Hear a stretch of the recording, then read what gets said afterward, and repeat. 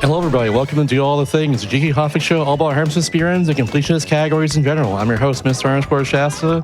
Today we got two lovely racing games back to back here tonight. Both Diddy Kong Racing, one little different from the other to say the least, but both very, very cool and very, very fast. And we're going to do all the things of them. Well, at least for the first one. The other ones, do all the races, and that's also cool too.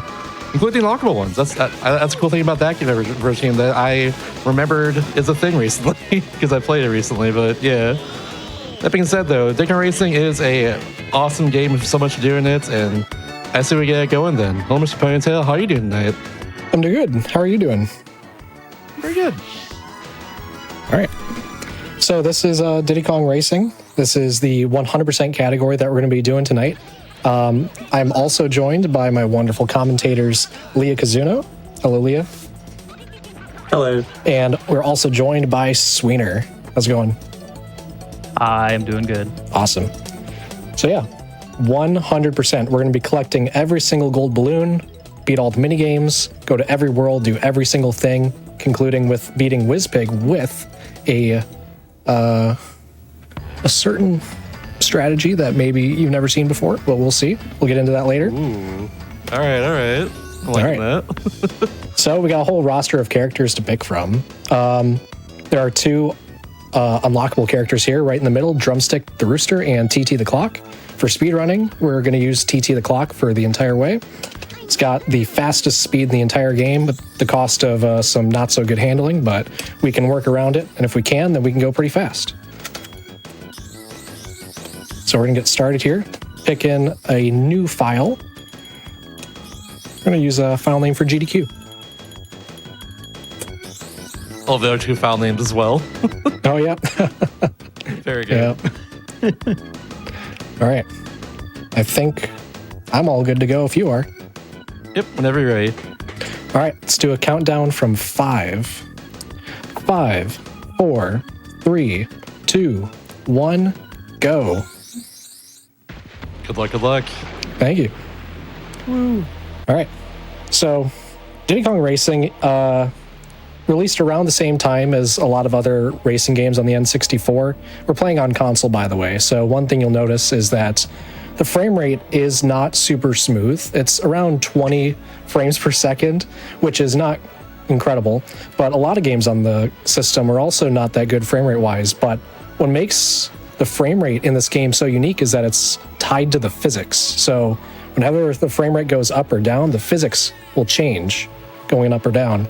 So we might see some crazy speed, we might see some crazy slowdowns, might get flung around in weird directions, but there's Taj. He's the genie of the island, which he's about to tell us that right now. I kind of spoiled that, sorry. Major plot point. All right, so Sweener, you want to go into a little bit about what we're doing here right away? Absolutely.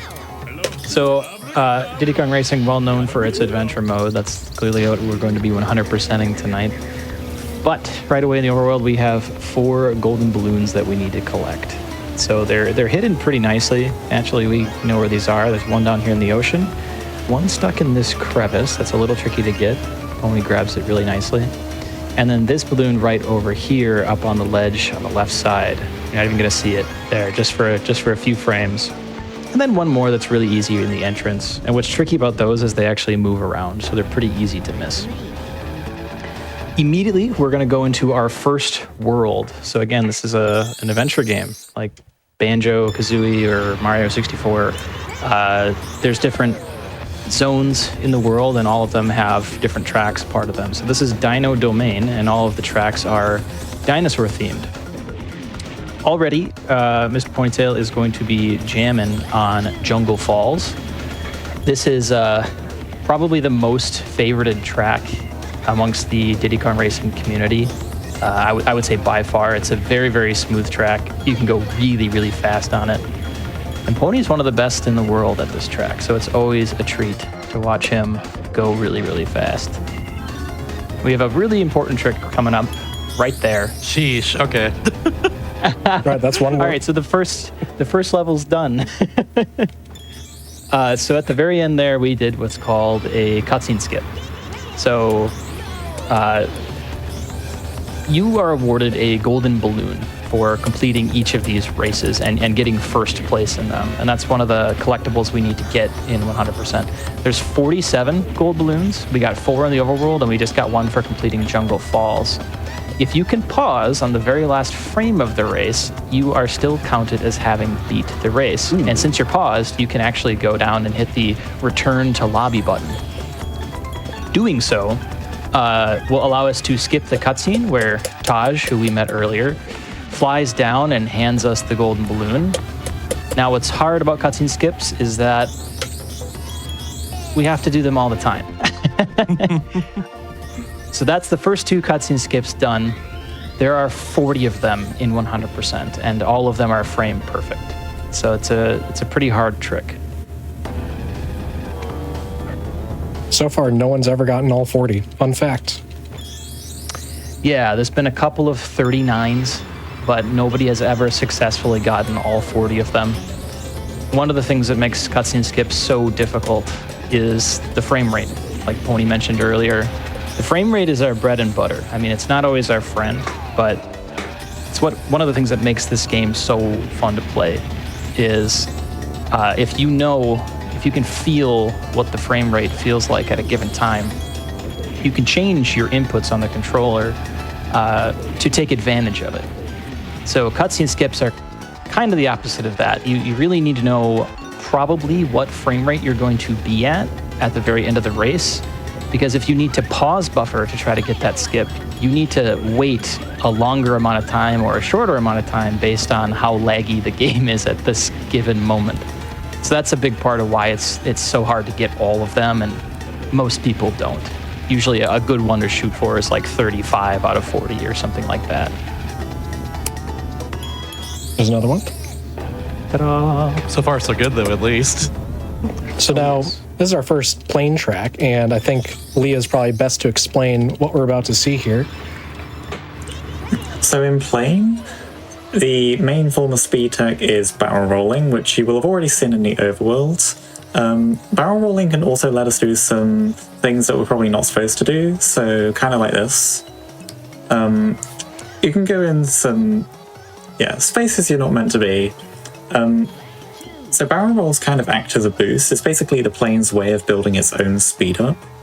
And if you chain them together without holding the A button, that's the key here, because the A button will drag you down to your vehicle's top speed.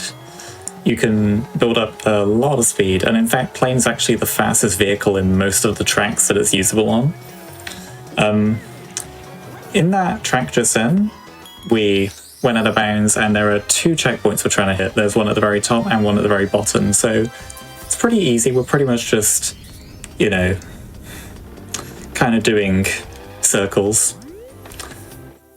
And yeah, there are some more out of bounds tracks later on that will have more complicated routes, but Hot Top Volcano is a really nice and easy one to start with. It's usually the first glitch of sorts that you'll learn when you learn this game. Speaking of glitches, actually no, I don't know why I'm saying that. I don't think there's anything unusual about this. He's driving backwards. Why is he driving backwards? I thought I understood what I was seeing. We're just giving him a head start. Don't worry about the wrong way either. That's totally normal. I'm kind of worried about that.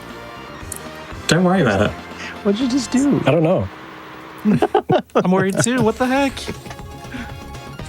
That's not where you were. We beat it fair and square. Yeah, it says we got first place, and Tricky's even congratulating us. Like, Well done, kid. Yeah. You did well. So we've beaten the first boss of Dino Domain.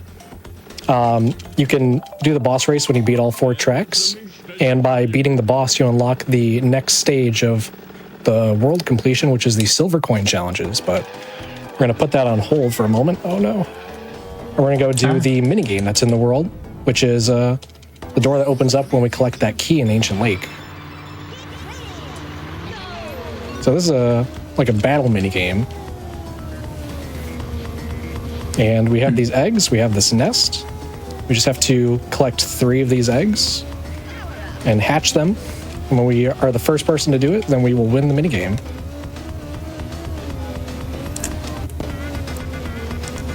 And these mini games generally have sort of manip strategies, so you can kind of predict what the CPUs are going to do each time if you do the same thing each time. Although Fire Mountain's one of the two that is generally more annoying, because sometimes this one could go wrong in ways that feel unpredictable or uncontrollable. Thankfully, it went well here. Because Ponytail hit all of the first 4 cutscene skips in Down the Domain, we're actually forced to watch this cutscene here. We can't skip it. Nothing's working. Which button do I press?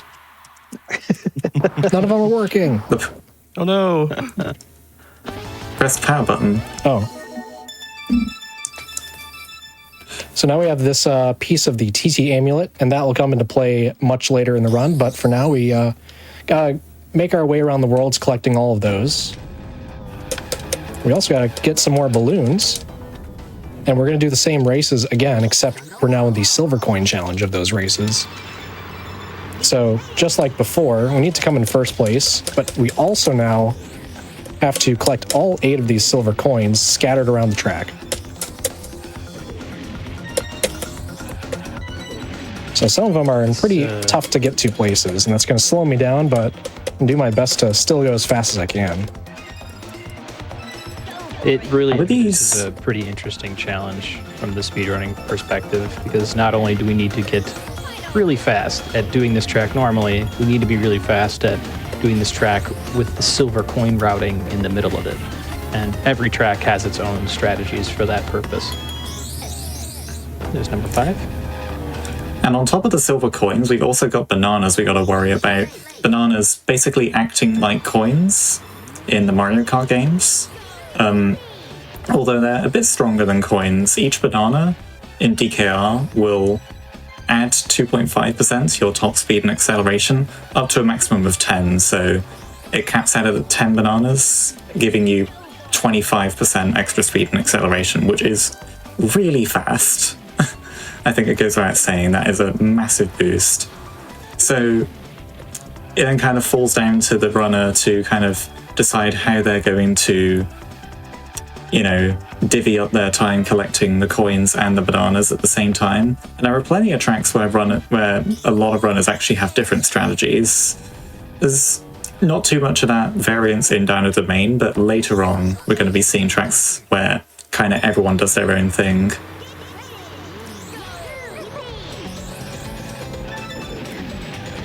And we didn't mention it previously, but Fossil Canyon, even outside of coins, is just a really difficult track.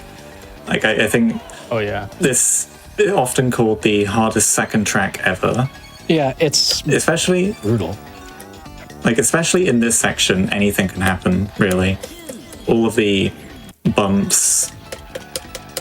It's very, very difficult to control the car over them. It doesn't handle bumps so well.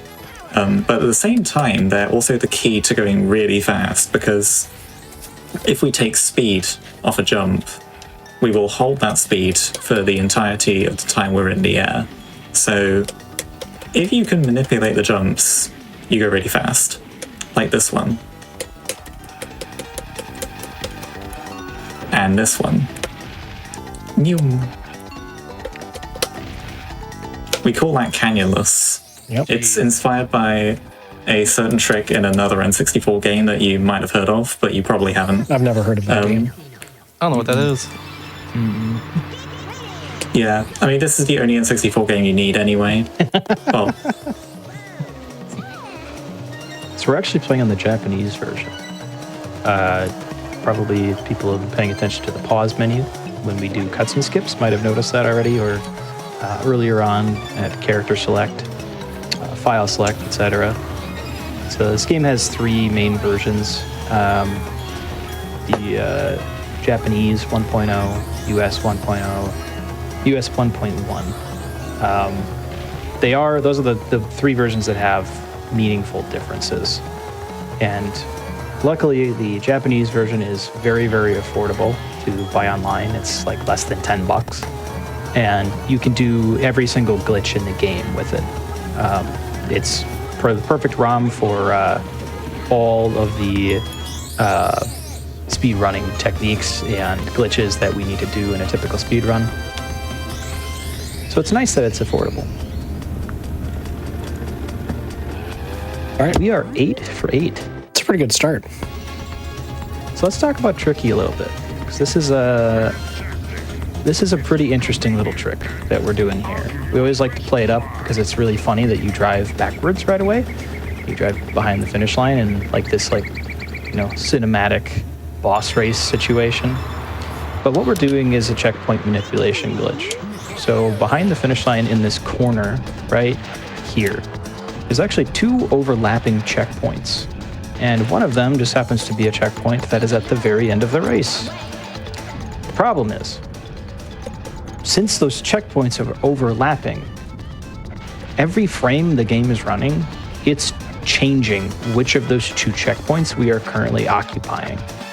So what we're trying to do right now is essentially roll the dice. We are flipping a coin is actually what we're doing.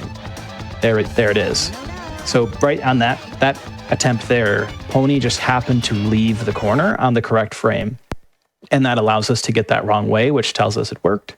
And we can beat Tricky with a very fair glitch. Yep. So there I reset the console. We're skipping the cutscene where Tricky awards us the amulet piece that we get for beating bosses. And the frame that we finish, we already get it, so I can just reset the console and go back to doing something a bit more meaningful, which is collecting more balloons. Here's Taj. He's going to present us with a vehicle challenge, which will award a balloon if we win the race. It's a really tough challenge.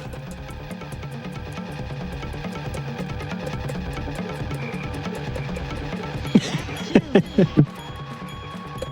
does look pretty tricky. I think this is a good time to talk about the main speed tech in the car, which is probably the most well-known bit of speed tech about this game, which is A-tapping. Also, that is an insane car challenge. That was absurd. Wow. How does he do it? I didn't want to jinx it because those are 2 really good laps. Most people cannot get a 28, and he just got a 28.3. It's a little spooky that you went for that ending that way. It's pretty easy. In the Taj challenges, you can actually get disqualified, which makes you have to start the race all over. So like in that case, that's a 30-second time loss. Oh yeah. So, and it's really weird how the disqualification works. A lot of times it really doesn't feel like it makes any sense when it happens. So it's always really frustrating because you're not even sure what you did to cause it. Oh. Oh, dang. So now we're in the snow world. We're in Snowflake Mountain now. This is, in my humble opinion, the most difficult set of 4 tracks in the game. What do y'all think? Do you agree? This is insanely hard. It's not like easy. I don't think it's the hardest. I think it's the second hardest. Really? But interesting. There's some assassin tracks in there that can come out and Oh yeah. and really ruin runs if you're feeling a little unlucky. So much I like the variance. phrasing with assassin tracks, honestly. That's perfect.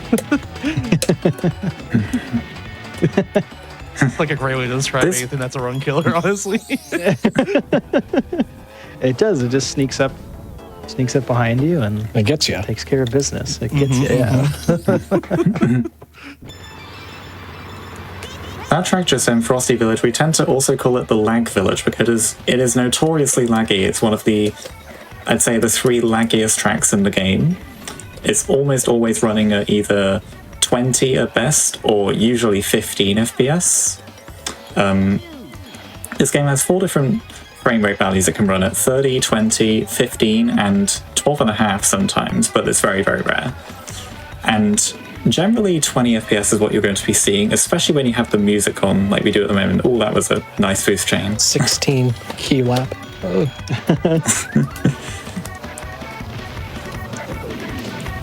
Oh, okay, nice.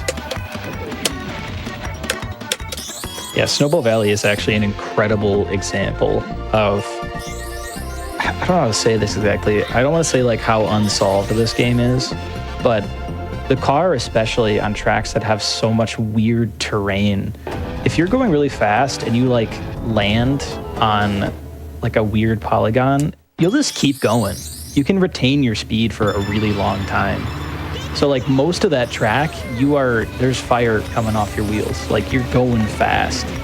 And even the current world record, I think, can still be like so much faster.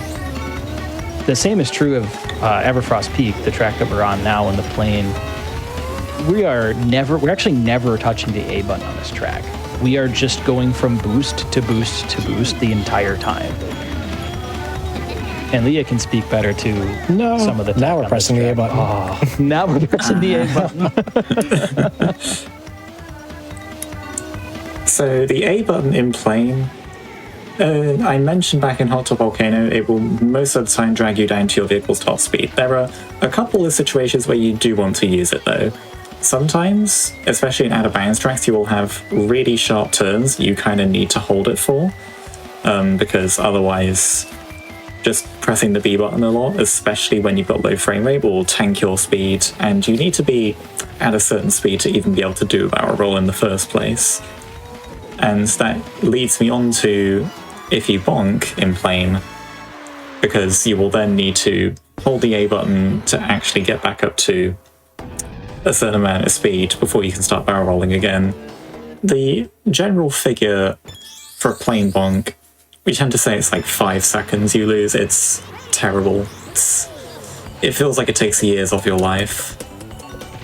Yeah, it's not fun. Like there, I lost quite a lot of time just from that one bonk, but also missing my mark on a lot of boosts. And it can be a very hard vehicle to control. Most vehicles, all of the vehicles, can be very hard to control sometimes. Oh, I thought that was going to land. Yeah. Oh. So it's just one example of how slightly janky, but definitely completely janky this game is, where it can just throw you around sometimes.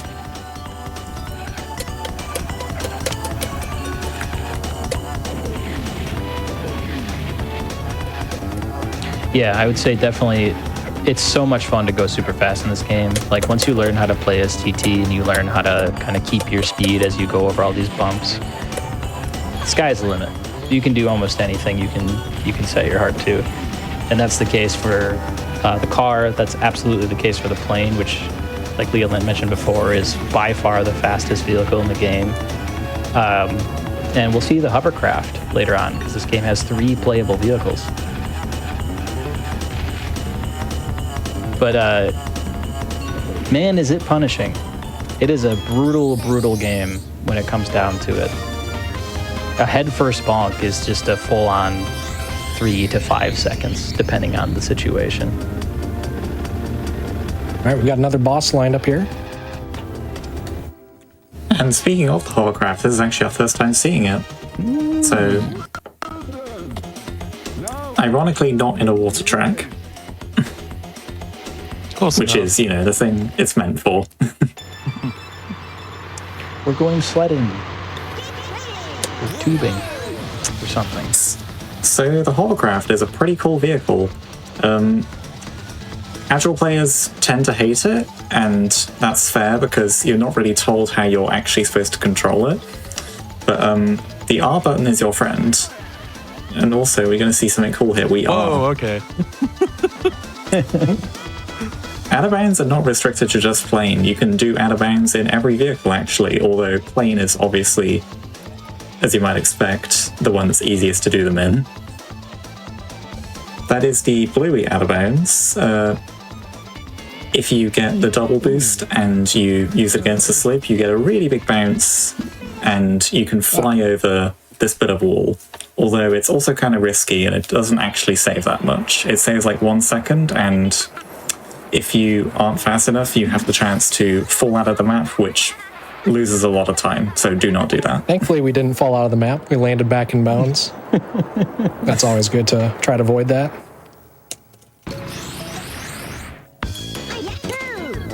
The best thing is, and now I don't know of anyone who's done this, but the best thing is invalidating a glitchless run by forgetting you can't do that. Yep. It doesn't save much time either. It maybe saves a second, despite how flashy it is.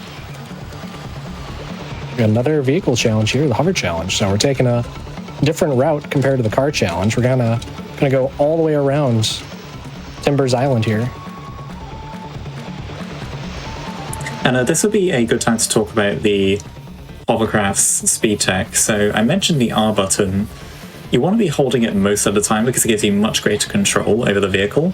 And from there, we are also pushing up on the joystick at all times, or pretty much all times. And you've definitely noticed by now that he is snaking left and right like a madman. That's because there's an inbuilt speed mechanic in the hovercraft, which basically it gains speed when it's turning. That's kind of an intentional speed mechanic to make it feel better when turning. But we can abuse this and turn constantly on straightaways to pretty much always take advantage of the speed boost.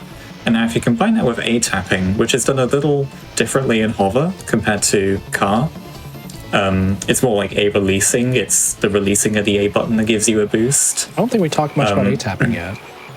No, we haven't actually.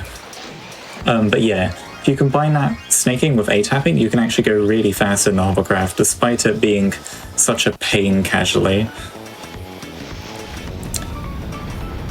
But, and conveniently we are going into a car track now, so I can actually talk about car A-tapping as well. So, in the car, A-tapping is basically the A button. It will apply a burst of acceleration, but it will also apply traction onto the ground, and that traction will slow you down. So what A-tapping does is it allows us to get the benefit of the acceleration while also preventing that traction from slowing us down too much. Basically just giving us a flat increase to our top speed.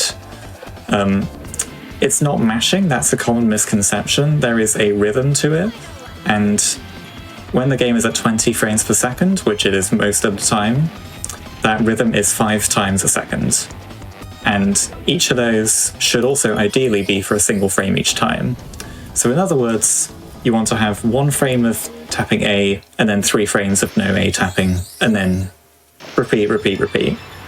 Although, it doesn't have to be strictly like that.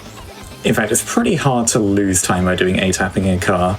As long as you're at least releasing the A button a little bit, you'll probably save time.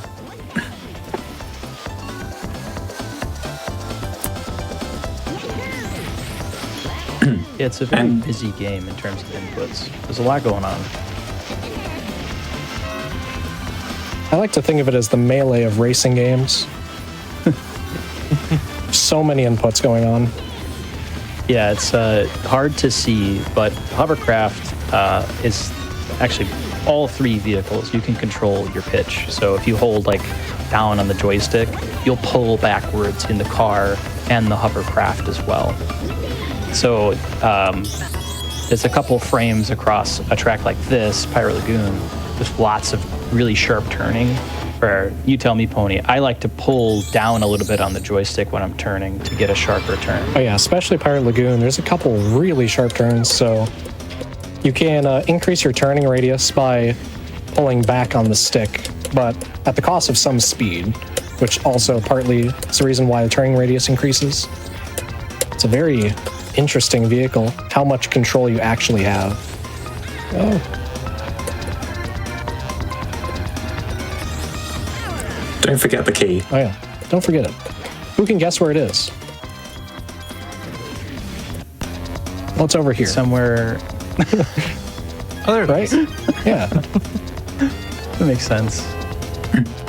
Always look in the last place you'd expect first. That's what I always say. I think it's a good motto. Nice pirate ship. We we're won't be going getting to see this in the next run because the next run of Diddy Kong Racing DS is not actually in the adventure mode, rather in the track mode. But that key is in a different location in the DS version, which is even weirder, arguably. Yeah, it's like the middle of the lake back there, I think, if I recall correctly. Yeah, it A little is. strange. very, very silly. They were clearly having a lot of fun when they made this game. There's another key. So you might have noticed that in Snowflake Mountain, we reset the game before we did the silver coins. So might be wondering, when are we going to do those? Because we have to do those. This is 100%. Why haven't we done them yet? We forgo. And to that I say, great question. Anyway. Don't worry about it. Don't worry about it. We'll talk about that later. It's fine. Try not to think about it. I'm reading the chat a little bit. There is no rubber banding in this game for the CPUs. That's true. That is why you're seeing us lap them so hard. They actually act a lot more like obstacles most of the time. Yo, whale-less. Yep, that was a whale skip. I'm pretty sure that's a pony original, and it's one of my favorite tricks to watch. It's very, very, very entertaining. It's pretty swag, honestly. That was a great example, though. We ran into the back of Drumstick there, and lost all of our speed, essentially. So they are obstacles to us, not opponents. Also, that is a really difficult cutscene skip to get. That is arguably the hardest cutscene skip in the run. It's pretty hard. That track has really, really low frame rate right at the end, 15 FPS, and 15 FPS buffers are generally considered the hardest. It's a really weird rhythm to pause buffer if you don't pause on the correct frame the first time. Also, what's with the character roster with the bosses? A Triceratops, a walrus, and an octopus. It's kind of weird. I think they're supposed to be pretty intimidating, but yeah, I mean, they all seem like pretty nice guys. As a kid, I was scared of the bosses, personally. I don't think I ever liked the octopus. I was always scared of Tricky. I would run to a different room if you ever showed up. You speak in a very intimidating way, honestly. I don't blame you. Yeah. Just going about my business, doing some races, then he's like, I want to race you right now. No, thank you. Now try my new challenge. No, please, no. I'm good.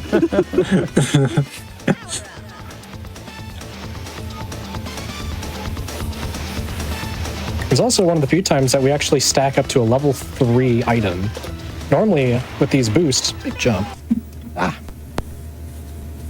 Reset the console. Normally with those boost balloons, the blue ones, we only use them as level 1s because the boost does not stack up linearly like it should.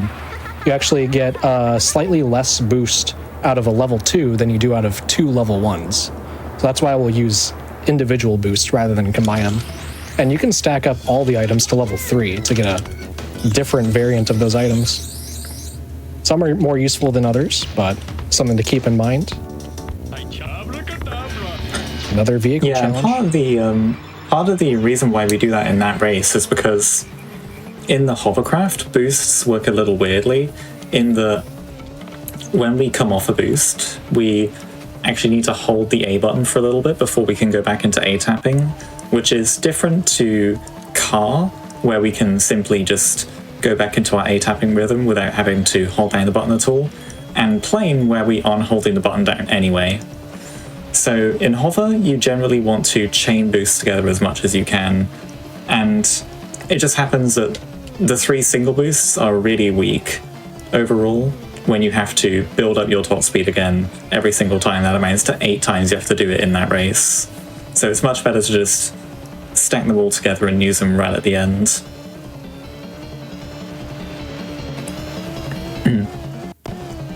This turn in this track is a bit scary. The frame rate loves to dip down right at that final turn there. It's very easy to crash into the wall.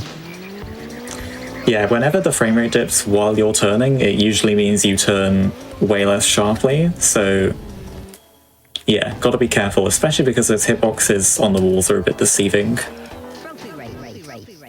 Alright, what are we doing now? It seems we've gone back to Dino Domain. So the routing in this game is amazing, in my opinion. It's Diddy Kong beautiful. Racing, yeah, it is beautiful. DKR, on the surface, is an extremely linear game. You're supposed to do Dino Domain first and get a bunch of balloons, and then you go to Snowflake Mountain, and then you go to Sherbet Island, like we have been watching Mr. Ponytail do. We have found some really nice, very fun sequence breaks, however, and that is what we're going to be doing right now. So this is the trophy race for Dino Domain. This is just like your typical Mario Kart Grand Prix style challenge where you're going to do all 4 of the tracks from this world in one big marathon. And your placement in each one builds up points, and then you get a big gold trophy at the end. All 4 worlds that we're going to be playing, we have to get the first place trophy in order to 100% the game. So we will be doing we'll be getting all of the trophies. We will not quite be doing all of the trophy races, and we'll see why that is in just a little bit here. The CPUs in trophy race mode are actually a little bit harder, so they have very slightly different positioning from what they have in the balloon races, which introduces a couple different problems from track to track. A lot of the time, it comes down to when there's 8, characters on the screen at the same time, game struggles a little bit. Frame rate starts to dip, and you don't get a very high quality boost from time to time, or you might just phase through an item for some reason. So very subtle differences from track to track based on how fast the CPUs are. Speaking of trophy race CPUs, Jungle Falls is actually a track where it can actually be better to play in trophy race than to play the normal version, because in the normal version of the race, the CPUs will be right here on lap 2, which is really annoying and not ideal. But in the trophy race, you saw they're further ahead and actually well out of our way. They were all on that slope that we just jump over. So sometimes the trophy race AI is actually a lot more beneficial for us. And now we're back to Hot Top Volcano, where we're going to do the out of bounds again, but we're not going to do it in quite the same way. We're going to do something a little different. What are we doing? Oh my. Well, Where are we? We're not supposed to be here yet. right? there is a warp zone underneath the finish line in Hot Top Volcano, which is very strange. Naturally, we have no idea what it's doing there, but it works. And it allows us to do something pretty sneaky. Right now, while we're watching Pony drive around and start this mini game back at Sherbet Island, we are technically still in the trophy race. That's what the game thinks, at least. Were we to hit pause right now, it wouldn't be the typical pause menu. It would be the, hey, do you want to keep doing the trophy race or do you want to quit menu? This is very important. What are you doing here? Well, the CPUs are not being helpful. No, they're not. This is a really hard minigame. Yes, it is. This is the hardest minigame. Very, very inconsistent. Diddy's doing what he was supposed to do. I don't know what's going on. There is a manip for this, which Ponytail has mostly done, but what a lot of players do is just camp red balloons and get homing rockets to kill everyone. Diddy tried to run away from me. So yeah, the CPUs did not path the way that we thought they would, and that lost us a little bit of time, but it's not too bad. There is a fastest way to complete the minigame by getting all the CPUs to kind of stack up next to each other while we camp the rocket balloon, the red one. Then we can kind of take them out one by one in very quick succession. But now, we're going to go into it again. Except we're not going to win. We're going to lose on purpose. And we're going to lose by running into these green mines. It's actually really hard to do this. This is like one of the hardest things. It's so frustrating. Fourth. We got fourth place. Why did we do that? So watch what happens now. That's the trophy race screen. We got a gold And trophy. look, we got a trophy. Wow. That wasn't a race. That was a mini game. How do we get a... What? Yeah, for some reason, the game prioritizes the TT amulet piece that we got for beating the minigame. But even during all of that, it still was like, you didn't finish the trophy race yet. So instead of finishing a full track, we just quickly go run over some mines and call that our fourth race. That finishes the trophy race. It awards us a trophy, and most importantly by far, it awards us the trophy for the world that we're currently in. So that cutscene showed Dino Domain. It had like the orange rocky walls that's in that area of the game. But it actually gave us the trophy for the tropical place, Sherbet Island, that we're in right now. Now this is really, really valuable because the Dino Domain tracks are really, really short and really fast. So for all the other trophies in the game, we can just do Dino Domain over and over again and save minutes on the whole speedrun. Yeah, we've started the silver coin tracks because we beat the octopus from earlier. Some of these coins are really out of the way too. Power Lagoon is always one I like to say everyone has their own strat for this one. Some people get all the coins on lap 1, some people spread them out. There's kind of no generally agreed upon best way to do this one. At least it's not Adventure 2. Oh yes. Oh yeah, we don't talk about Adventure 2. So that's actually a good question. 100% normally implies beating everything in the game, but in Diddy Kong Racing, we are only referring to Adventure 1 file completion. There is a Adventure 2, which is the same game except all the tracks are mirrored. The AI is harder, the silver coins are in harder locations, and that is a separate category that we keep track of on the leaderboard. It's different from Adventure 1, but people play that. But today we're doing Adventure 1 100%. And a category that a lot of people might think 100% refers to, we do have a leaderboard for that as well. It's called True 100%, and that's basically a category where you play from a clean cartridge. So factory reset the cartridge, and then you complete Adventure 1 and Adventure 2 to 100%, and then you also unlock TT and Drumstick in that run. And that is what some people might initially believe 100% constitutes, but yeah, that's how we do it. It's ultimately not a very popular category, mostly because people don't like Adventure 2 very much. It's a weird one. It's possibly the hardest mirror mode in a racing game. It's very strange. It's very weird. Yeah, I can't really even put it into words, but if I turned on Adventure 2 right now, I would look like a brand new player, despite having speedrun this game for 5-6 years now. Something about the mirror mode in this game, it just doesn't feel right. There's players in the community who won't play it because they get motion sick playing it. So it's not very popular, that's for sure.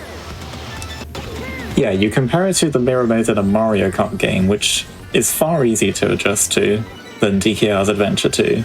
And on top of that, the silver coin locations in Adventure 2 are frankly unfair in some cases. They are really far out of the way compared to these coins, which are relatively on our path most of the time. But that has not stopped people from running Adventure 2, just gets a lot less attention. Got me a little curious about myself, not gonna lie. I've never seen Pikachu. You might also be thinking, well, 100%. 100% might also mean, doing everything in the game with every single setting possible, like all the characters beating the game. And guess what? We got a category for that too, called All Character 100%. Oh, no. Guess how long it takes? Like 16 hours? No, that's gonna be like 20, right? 20 hours. Yeah. Yeah. I was like, hold on, That 10 is characters, not 8 characters. all 10 characters, about 2 hours per run. The world record is just over 20 hours of constant DKR action.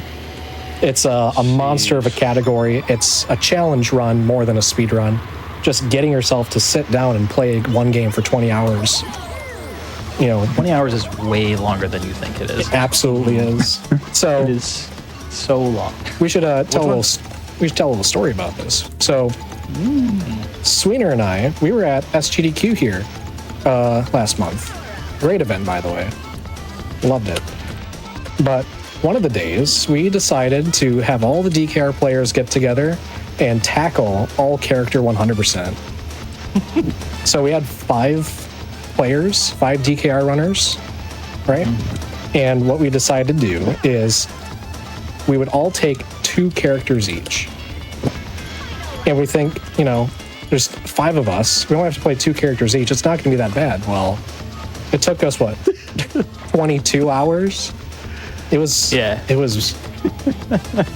Jeez. It was fun, but I don't know if I'll ever do it again. I don't blame you at all.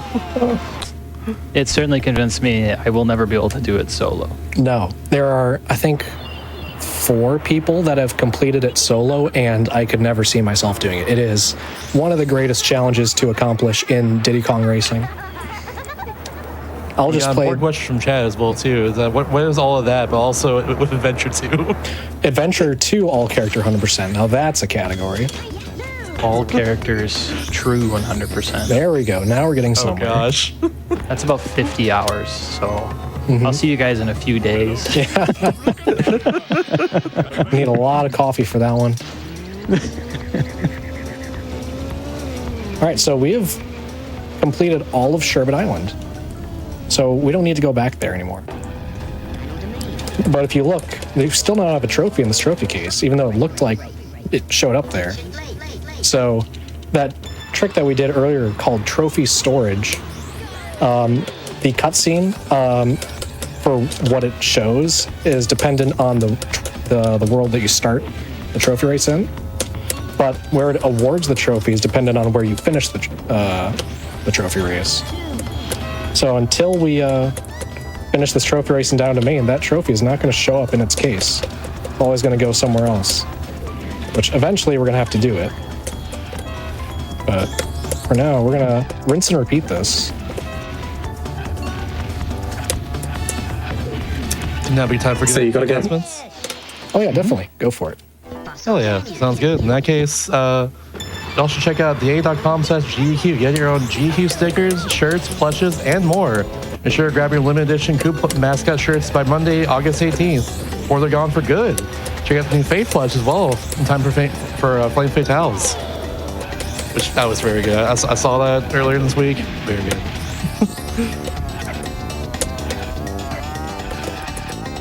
So anyways, check out Flame Fatales 2025 as well. It's GQ's all-women femme spearing community and pressure from new events, Flame Fatales, running from December 7th through 14th. Schedule's now live at gamesquid.com/schedule/58. It's Twitch.FF and the Twitch chat for more information. How to join Discord and stay up to date with all things Flame Fatales. Oh, Diddy. I also got a fun little question for all of you, if you don't mind, like during while we're just doing this again. Yep. So, I'm kind of curious. Obviously, TT's the fastest character in this game, but who'd y'all play as growing up playing this game? That's my question. For me, I played Pipsy. Pipsy the mouse. Ooh. And Pipsy is probably bottom tier for speedrunning because Pipsy has the lowest top speed in the game. Yes, Yeah. I played Tip Top, who is not much better than Pipsy. Tip Top does have the distinction of actually being one of the only 3 characters to have ever... Actually, no. Tell a lie. I think more characters have had world records in the very early days of time trials, but Tip Top is one of only 3 characters to have had a world record in time trials in the past 10 years. Due to a very obscure shortcut category that is now sadly obsolete, where his handling stat actually came into play and allowed us to take a much tighter turn and overall save time over TT. But in general, Tip Top and Pipsy are pretty terrible for speedrunning. their handling stat is, if anything, too much for speedrunning. We kind of mentioned at the beginning TT's handling isn't the best, but we actually think that TT's average handling does actually play into the game beautifully. It almost feels like the tracks were designed around TT. Absolutely. Because his handling, I don't really know how to explain it. It just feels perfect for every track. And trying to add any more or take any away from that, trying to deviate from that handling stat, almost makes some tracks not feel quite right in speedrunning. Yeah, TT's like fine-tuned for speedrunning this game. It's kind of strange, actually, how perfectly put together. Also, that was Ice School Pyramid. That was really cool. We're done. Yeah. Anyway, Yeah. moving on. Yeah, that one much cleaner than Dark Water Beach, the Sherbet Island minigame, which is the same concept of a battle royale, last one standing wins, except that time we got the manip to work. We had all the CPUs to stack up on that top level, and they just came right at us. We just took them down with single rockets. Now we're going to do the So I same have to thing. confess, Yep. as a kid, I played Diddy. Ooh, the Mario Playing of the- this game. Let's see. No. And just in classic fashion, the main character, like on the cover, is like a very medium tier character. Like pretty Mario good. Kart, Yeah. Diddy Kong Racing, Crash Team Racing, all like medium tier characters in the game. Yeah, I played Mario as well in MK64. I was that kid. Nice. I played But Timber personally in this game. Timber's actually a Oh, solid cool. pick. Timber's a technically- very good pick. He's technically the main character because like it's his island after all. Yes. So some lore. Who wants to explain the lore? There is lore. Yeah. See if I can remember. Timber's parents were on vacation or something, and then Whizbig came and invaded the island. And then I think he sent out the call to all his friends to come help with the problem. And I think there's a bit about Crunch is a bad guy. He's like a spy or something. Am I He's a making that Kremlin, up? yeah. Yeah, he's a Kremlin. That's everything I remember about the lore. Yeah, it's like set in the manual, I think, for the 64 version, but no in Diddy Kong Racing DS, they actually have like an intro cutscene and stuff, like fully Yeah. explaining it, which is pretty cool. Wow. It's true, and Drumstick, one of the unlockable characters, before the events of the game, he tried to take down Whizpig and he failed, so Whizpig turned him into a frog. And then later in the game, when you beat the first, actually no, I think it's before you beat the first Whizpig race, but as soon as you get 39 golden balloons, you can actually unlock Drumstick by running over the frog, because the frog appears Yep. in the overworld. It's got like a red comb on its head.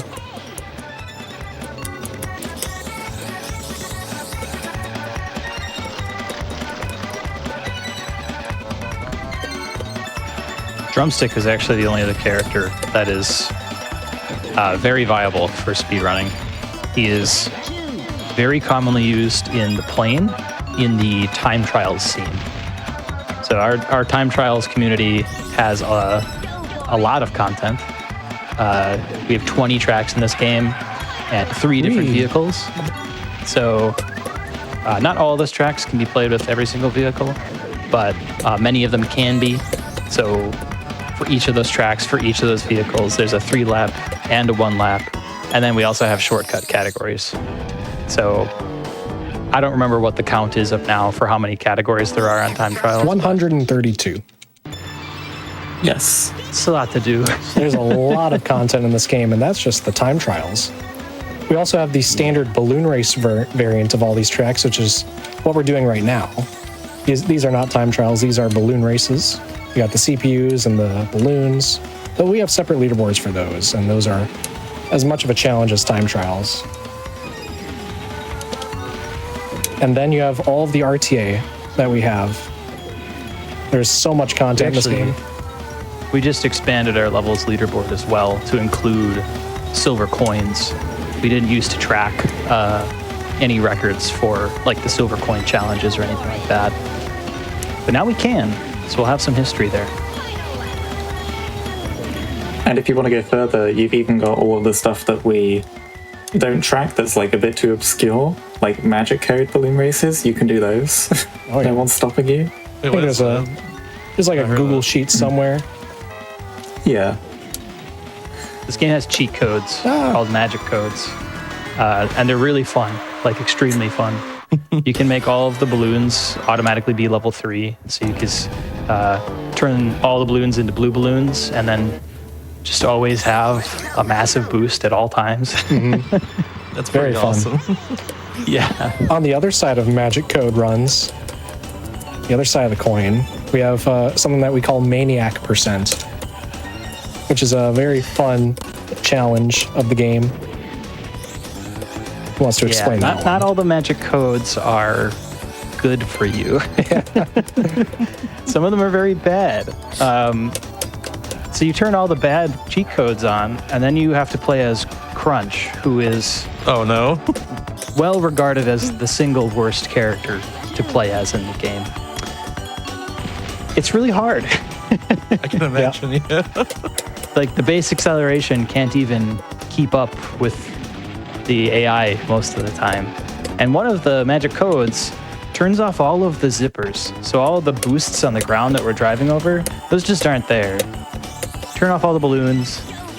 It's really pretty brutal. I think one of my It's fun at favorite that point, magic honestly. one of my favorite magic code combos that we use in it is there's a really cool one called Free Fruit, which gives you 10 free bananas at the start of every race, which you might think is great. So you start with 25% more speed. But then there's a magic code that we also apply called Bogus Bananas, which makes bananas do the opposite. So you start off with a 25% speed penalty. And we also apply another code called Vitamin B, which increases the banana cap. So every banana you accidentally run over decreases your speed even more. It's a nightmare. It's really, really fun, though. It's That sounds like a pretty cool challenge, honestly. oh, yeah. I think at some point, if you use those magic codes in plane, you get to a point where you're so slow you can't even barrel roll. That's great. So it's a vicious cycle. No mechanics. Not only that, I think the free fruit magic code also prevents you from losing bananas by getting hit by stuff. Oh, boy. It's almost as bad as playing this game on PAL. I will not take PAL slander.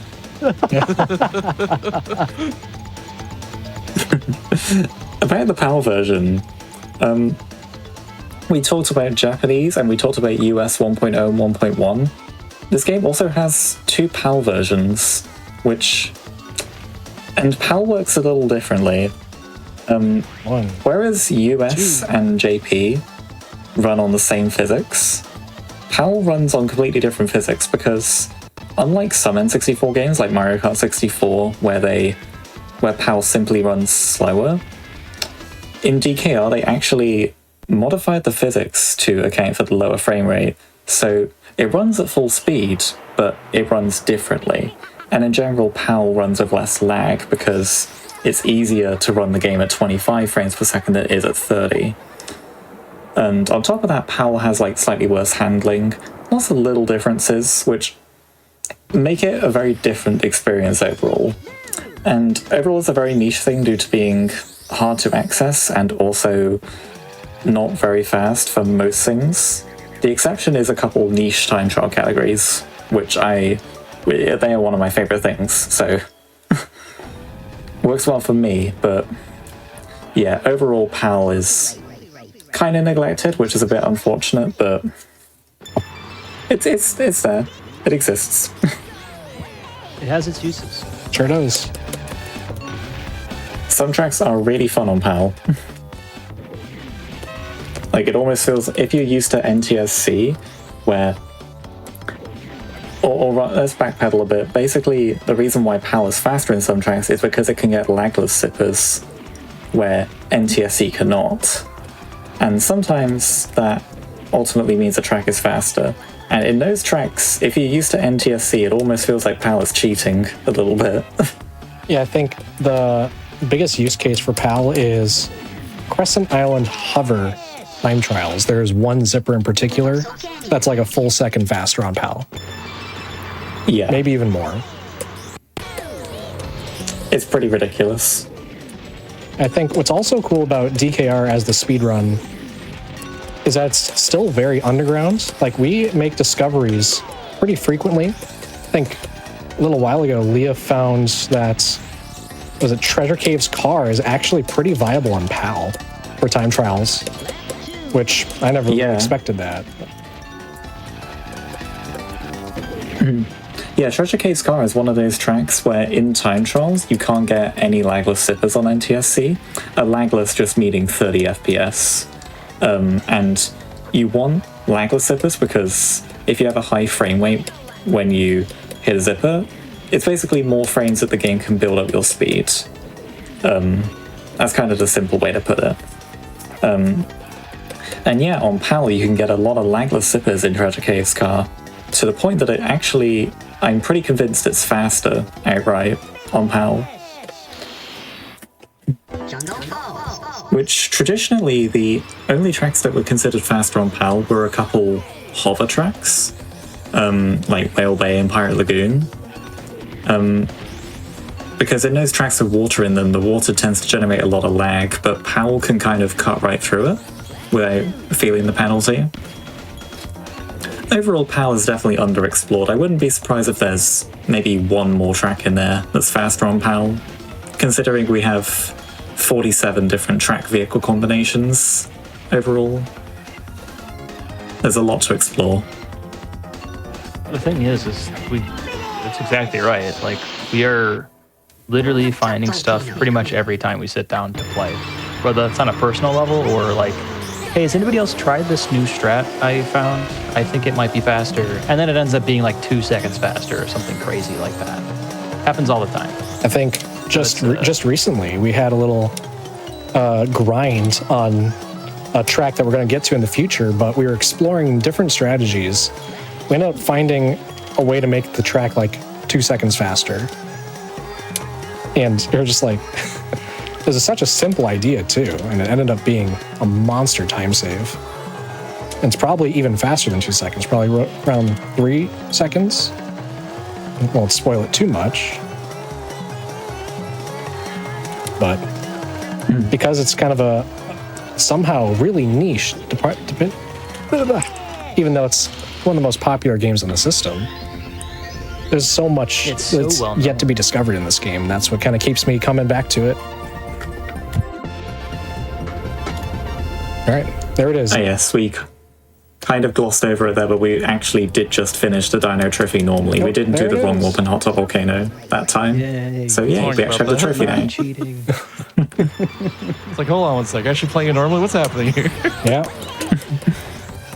And we're actually just going to go right back in and do it again because we have one more trophy we've got to get, and that is the Dragon Forest trophy. So ready to repeat one final time, and then I think we were going to take a little break after this trophy. That sounds good to me. Me too. So yeah, these tracks are just really important to be good at for a 100% run. Or not even just 100%, for any percent as well, because any percent does the same thing. It basically gets these trophies as fast as possible, because that is one of the only hard requirements for beating the game. And yeah, there's definitely kind of a big emphasis on being good at car overall for 100%. Car and plane is of almost equal importance, because although there's less plane gameplay, the time saves you can get in plane are much larger. Like, where you'd save 1 second in a car track, you'd save maybe 3 to 5 in a plane track with, the same amount of time investment. Plane has just got those massive time saves, and it also has the single biggest strats, if you want to call them that, with the out-of-bounds clips. So both of those are really important to be good at. Hover is unfortunately less important, which is a shame because it's a really cool vehicle when you get good at it. Tip-top. Oh. Juked me. Trying to get around him, then he ran right into me. So rude. Yeah, it's the three vehicles are so different in tech. We pretty frequently end up with individuals who just specialize in one vehicle across the community. Of course, they'll experiment sometimes with the other two vehicles if they are feeling up to it, but the tech goes really deep. So getting to be really, really good at all three is very difficult because they're all three are so different. They share a lot of similarities, and yet when you get down to it, they're completely different challenges, totally different feelings. Yeah, as far as specialists go, we kind of had a big explosion of car specialists back in 2020-ish, and Ponytail is actually considered the best car player in the game. He started out as a car specialist, but now he's just really good at everything now. And myself, I started out as a hover specialist. That was originally my best vehicle, and then I kind of also balanced out. That's how a lot of players go. Like they might still have one vehicle that they're really good at. Like Kavess, the Norwegian menace. He started out as a car specialist, and then he became really good at everything, but to this day he's still generally considered the biggest threat in hover. That is where his specialty lies. And it's really cool that you can, have people that specialize in all these different things. Like, every player is different in this game. It's actually very fun to just watch gameplay and try to figure out who is playing. There's little tiny quirks that you can tell identify one player from another. Yeah, there are many ways to even do, subtle movements and not lose any time. Like, people will just develop their own play styles. Oh, that is a really good Hornetwood's time, I just noticed. He almost just getting the Hornetwood's world record right there. That was very good. That's 0.2 away. I think we're ready for a break. Are we good to go for that? Yep. Yeah. All right. In that case, we're going to take a little break real quickly. When we get back from this break, we'll finish out the rest of this run. So stick around, everybody, Welcome back, everybody, to Do All the Things, GDQ Hotfix show all about our 100% experience and completionist categories in general. I say, honestly, let's get back to the Diddy Kong Racing 100% run right now. This has been very cool to watch. I'm sure y'all are excited to see some more. So take it away. All right. Let's resume the timer in 3, 2, 1, go. All right. So we just got done completing the Dragon Force trophy, but we have yet to do anything in Dragon Forest, and we got to do everything. We got to do all the things, even. Hey. Something we have not talked about at all with the trophy storage bit. So that is a wrong warp. On the Japanese version, that wrong warp actually has some RNG associated to it. So I correct me if I'm wrong, Pony. We had Dragon Car both times. Yeah, all 3 times. Yeah. So that is one of the places that the wrong warp can send you, is Dragon Forest, where we are right now, and it will put you there in the car vehicle. It can also actually send you to the overworld, and whatever you were in, whatever vehicle you were in the overworld last, that's what you'll spawn in. And then the third place, which is the most coveted of luck to get, is it will spawn you in Dragon Forest, but it will spawn you in a plane. And the reason this is really cool, and it's one of the reasons why Hundo is such an awesome category for this game, is depending on what luck we get, our routing actually completely changes. So it's why we reset before and waited to do the silver coins until later for some worlds. If we got into the overworld instead of Dragon Forest, we would have gone to Snowflake Mountain first. We got Dragon Car, so we went to Sherbet Island first instead. So this whole middle part of the game that we're getting through right now can be done totally out of order, when it's definitely not intended to be. Yeah, we've got a big flow chart for all the possible routes. Yeah, ultimately you don't need the flowchart. You can just memorize how you do it.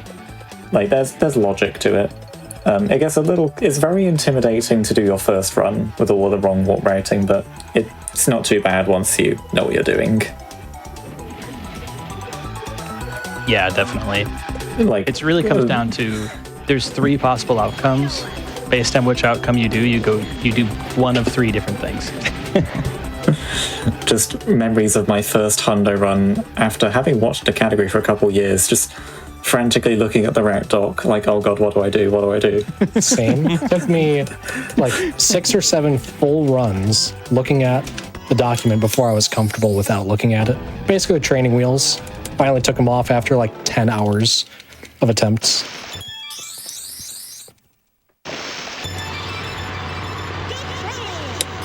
More hover. Yeah, this is actually the last hover.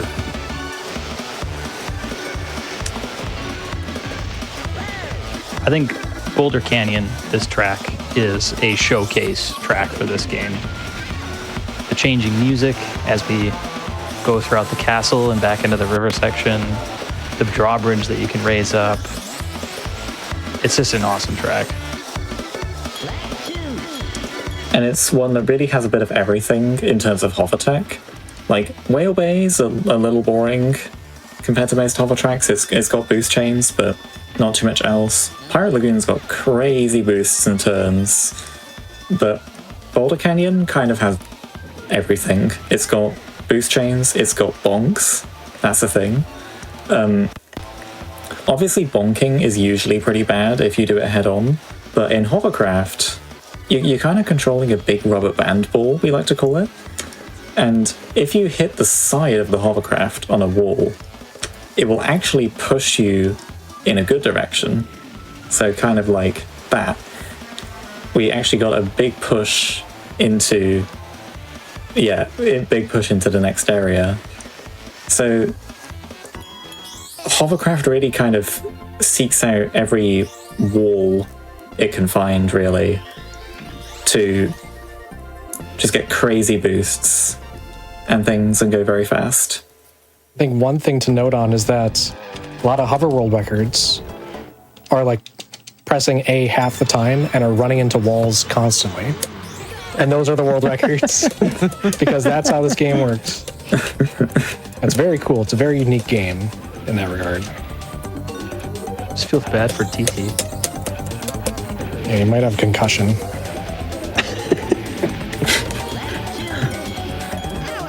We're sorry, TT. TT's also been called a giant M&M. It's also been called a giant Rolex watch. It's also been called a red tomato. It's a pretty fast tomato. Oh yeah. I think he's a giant Swiss cheese wheel. Oh yeah. Ooh, that's a good one too. Ooh. Another boss. Or, he's got the colors of a baby. He's got the colors of a baby bell, actually. Yeah, he does. Yeah, I was thinking that too. Yeah, maybe like Havarti. One of those like giant wedges. Be like that. Egg salad. That's what I said. Here's Smokey the Dragon, the final boss of the worlds. It's a plane. Not quite of the game just yet, but we're getting there.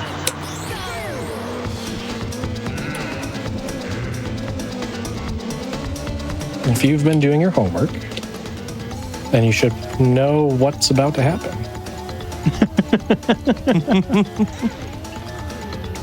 Oh, really? Okay. One moment. No one saw that. So what? Just try it again. There we go. Hey. Whee.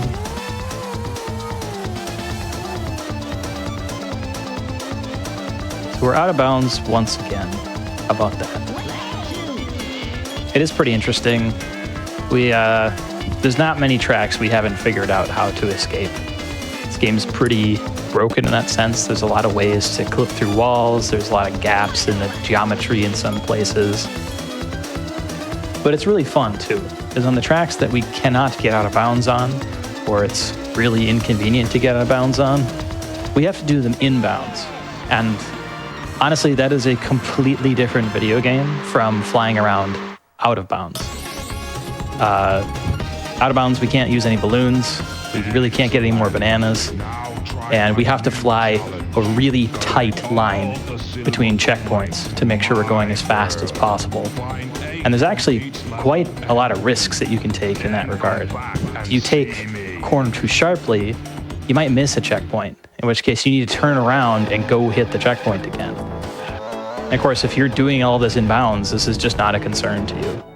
Inbounds, though, you've got bananas, you've got CPUs, you've got balloons, you've got zippers. There's a lot going on. And as we've seen in the plane already, we're going Mach 5 the entire time. It's really, really fast. It's very tricky to control. And bonking just once can pretty much kill any time save you were hoping to get. So it's pretty crazy how much one vehicle adds to the game. Yeah, Smoky Castle minigame we're on now. This is the final minigame. You just have to collect 10 bananas, bring them back to your chest at the top here, and then you win if you're the first one to do it. You can only collect 2 bananas at a time, which is why I'm kind of going back and forth between these 2 sets of bananas. Yeah, this minigame's really chill, which is quite nice considering it's the last one we do. Like, the 2 most stressful usually are Fire Mountain and Darkwater Beach, and most of the time those will be the first 2 you do. Also, check out the TT amulet in the background on Ponytail's facecam. Hey. Right here.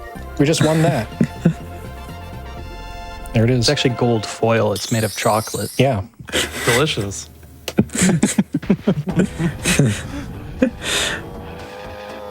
Now the silver coins. Now, this one's pretty hard. One of the harder silver coins in the game. A lot of people would say this is a top 3 most difficult race in the whole run.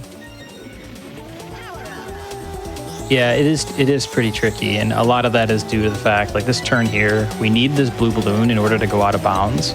We also need to get that silver coin, so we do some awkward movement there. And we actually only have 6 bananas because of the routing we've taken. So we got out of bounds. Excellent. That's the hard part. And the less bananas you have when trying to do that clip, the harder it gets. So we have less bananas than we normally would if we were not doing the silver coin challenge. We still need to get out of bounds, and we need to get the silver coins. And you might have noticed there's still 3 silver coins to get. So we're gonna have to go back inbounds to get those, and we're gonna do that on the last lap. So the routing here is pretty interesting.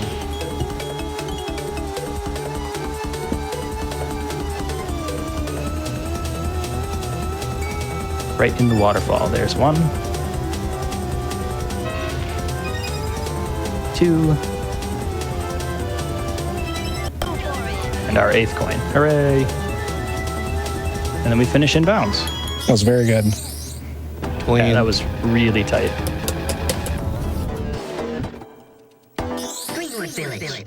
This one's also a little bit deceptive, the difficulty of this one.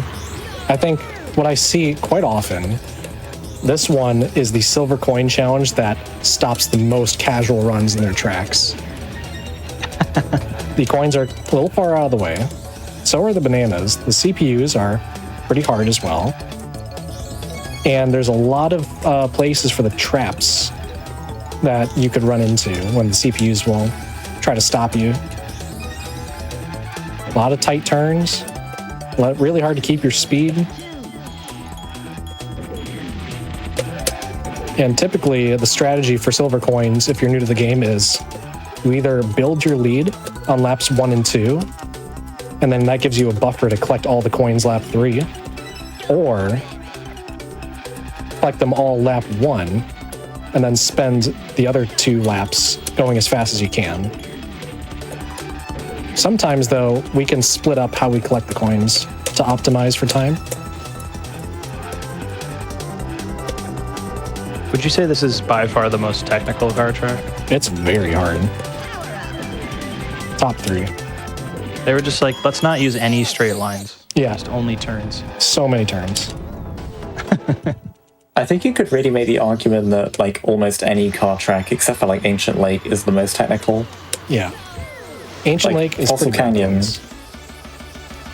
Like, I think Fossil Canyon's insanely technical. Or you could say, that's like... a pretty good argument. Or Walrus Thought Cove. about it, and I was like,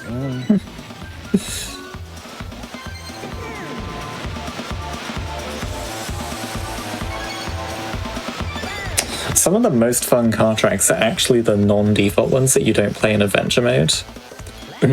Like, Everfrost Peak and Wimble Plains in a car are actually some of the most fun ones.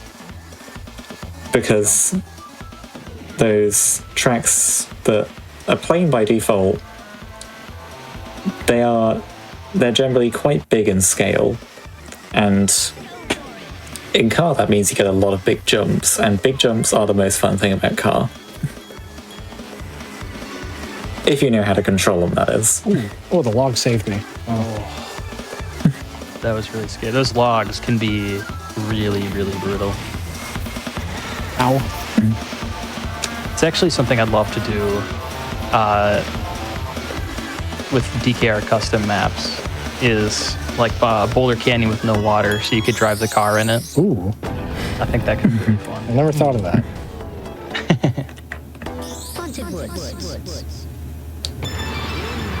All right. Last coin track for Dragon Forest here. And we've already gotten the trophy. It's supposed to be the last thing you do in this world is get to do the trophy race, but it was the first thing we did when we showed up. So, got some silver coins to get, one more balloon to get, and then we are on to the second Smokey the Dragon boss race.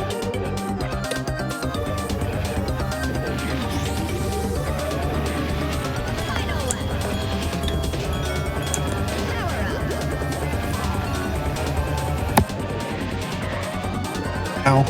Magnet, save me, yes. Ooh, the magnet strats. That big jump turn it's kind of a blind turn. It's pretty rough.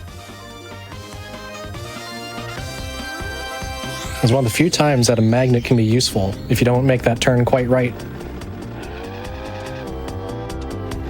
And hopefully we hit this out of bounds. First try.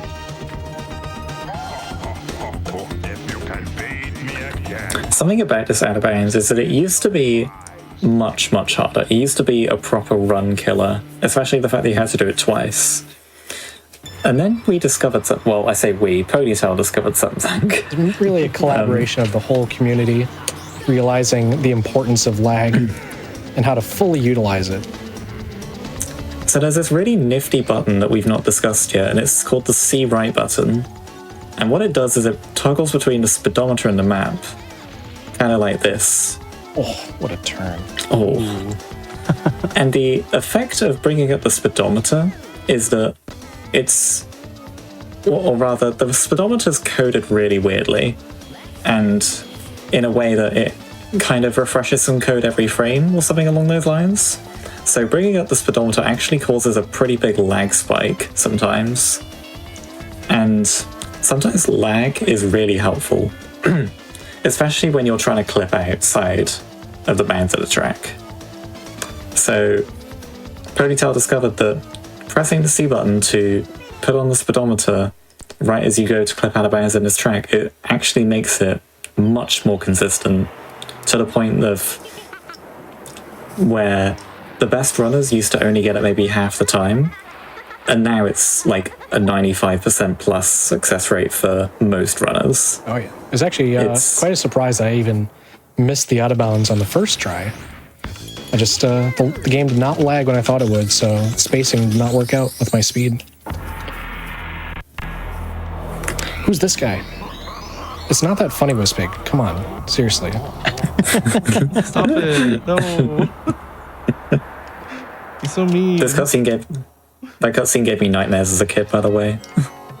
I turned on cheats on my Project 64 as a kid, and as soon as I booted into my file, I had a full Wispig amulet, so that played as the first cutscene. Some kind of weird anti-piracy measure.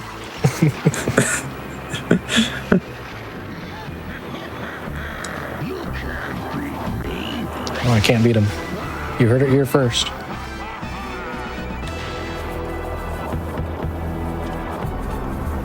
So most people regard this, including speedrunners, as the hardest track in the game.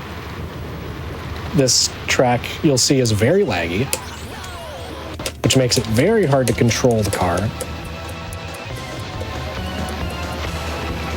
Yeah, this is the single laggiest track in the game. Almost the whole thing is at 15 FPS, and no other track is like that. It is especially laggy with music on, which we have right now because a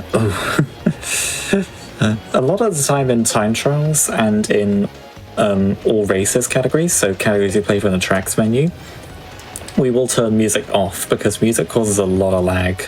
But for marathon runs and most of the time in RTA runs in general, we tend to keep it on just for the fun vibes, and also because it actually takes time to go to the menu and turn it off, because it will turn itself back on every time you reset the console. So it takes about 5 to 6 seconds to turn it off. But yeah, the music just makes this track so much laggier, and the lag makes it really hard to just do anything, really. Slopes can throw you in a million different ways. Yeah, 108 is a very solid time. Anything under 110, you can't really complain when you got music on, because the track is just that difficult. So there we reset the console again. When Wizpig starts his tantrum from losing, that's when progression is saved, and we can reset the console to skip that whole thing. It also skips the entire credits, which you don't need to watch through. So yeah, we've beaten the game, right? That's everything? All 4 worlds? And that was everything, right? Why is the timer still going? Why is the timer still going? There isn't more after this, right? What do you mean we're not like 25 minutes under estimate? I thought we were speedrunners. Let's go look at this sign. Cool sign. Look at that sign. Look at this cutscene. Look at that lighthouse. It's a cool lighthouse. So this is the best cutscene on the N64. Please type cat jam in chat now.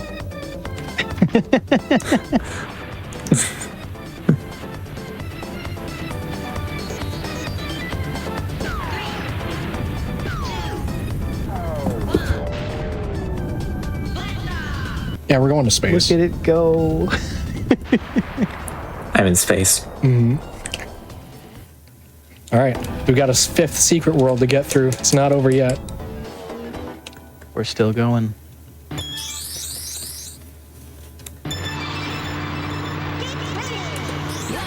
So this is Future Funland. And this is Space Dust Alley. That's the name of the track. And wow, this is... I think this is my favorite plane track. It's very fun when it works. Yeah. There's a lot of sharp corners and large edges that your wing can get cut on, and you'll lose all of your speed. But if that doesn't happen, you get to go really, really fast and do lots of really tight, cool movement. Yeah, honestly, like, some of the coolest plane tracks are just these inbounds ones that... Like, most of the plane tracks are out-of-bounds tracks, but... Okay, well, this one... Out-of-bounds with an asterisk for this one, but... These inbounds plane tracks often show off the coolest bits of movement, and they also tend to be the hardest ones. So, you know, this track and Everfrost Peak generally considered some of the hardest tracks in the game. This one in particular, I would say, is like a top 3 most difficult track, if not the single hardest track in its most basic form. All right, what just happened? Cutscene skips. So It's a special cutscene skip. It's Cutscene Skip 2, releasing right now. Go get it. We usually refer to normal cutscene skips as a return to lobby. That is a restart, however, cutscene restart. Future Funland, this final 5th world, does not have a intermediate boss race. In all the other worlds, we have raced the boss the first time, then we get the silver coin challenge and we race the boss the second time. That doesn't exist. There's only one final boss race at the end. So as soon as you've beaten this track, the next time you visit it, you're supposed to be doing the silver coin challenge. So we'll beat it, hit the cutscene skip, and just restart the race. And it actually puts us right into the silver coin race immediately. So that's pretty nice. It does save a very significant amount of time if you can get that restart. If you miss the cutscene restart, it costs something like 10 to 12 seconds. Oh, yeah. So it's very expensive, and it's at the very end of the speed run. So missing these cutscene skips at this point in the game, very, very costly. You're out of that track. Thank goodness. I don't want to go back there. The other thing about those reset race cutscene skips, if you remember when we were talking about the wrong warp and the different outcomes of it, and that one of them was Dragon Forest in a plane, the thing you can do if you get that is that you can do the smoky race early, the first smoky race. And that essentially means then that you can do the reset race cutscene skips in Dragon Forest as well. So the effect of getting Dragon Plane routing and why it's so powerful is that it basically unlocks another 24 seconds of time save in Dragon Forest by allowing you to do up to 4 reset race cutscene skips to save 6 seconds each. And that is why people love to get Dragon Plane at top level. But it does mean overall that there will be 8 reset race cutscene skips to go for in the run, which is kind of scary.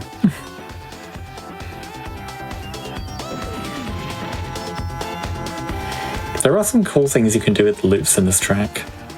Yeah, we might try it later. I don't know if it's a surprise to what will help us later.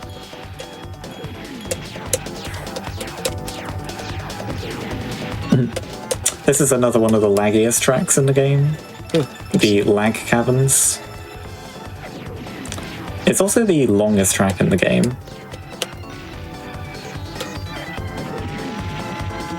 Yeah, the loops are cool, but they do eat up like a solid 5 seconds of your time. That was very good. That was insane.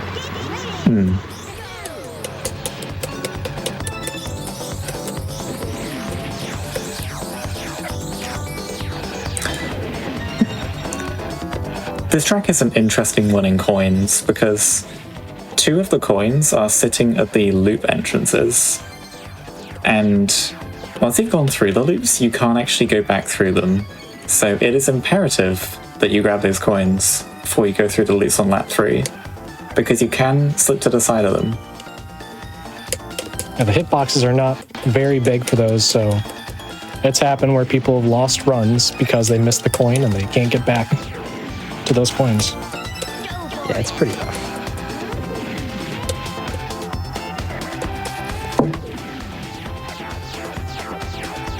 I think everybody's done that at least once, and then you never do it again. yeah, There's a lot of things that you can do in this game that you'll only ever do once and then never again.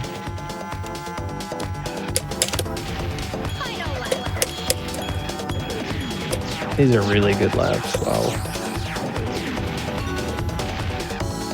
Big jump. Oh my goodness. That's what I'm here for. The movement is what makes this game so addicting. Oh! Whoa! Oh, What the heck was that? Would have been cool to get the cutscene skip with it.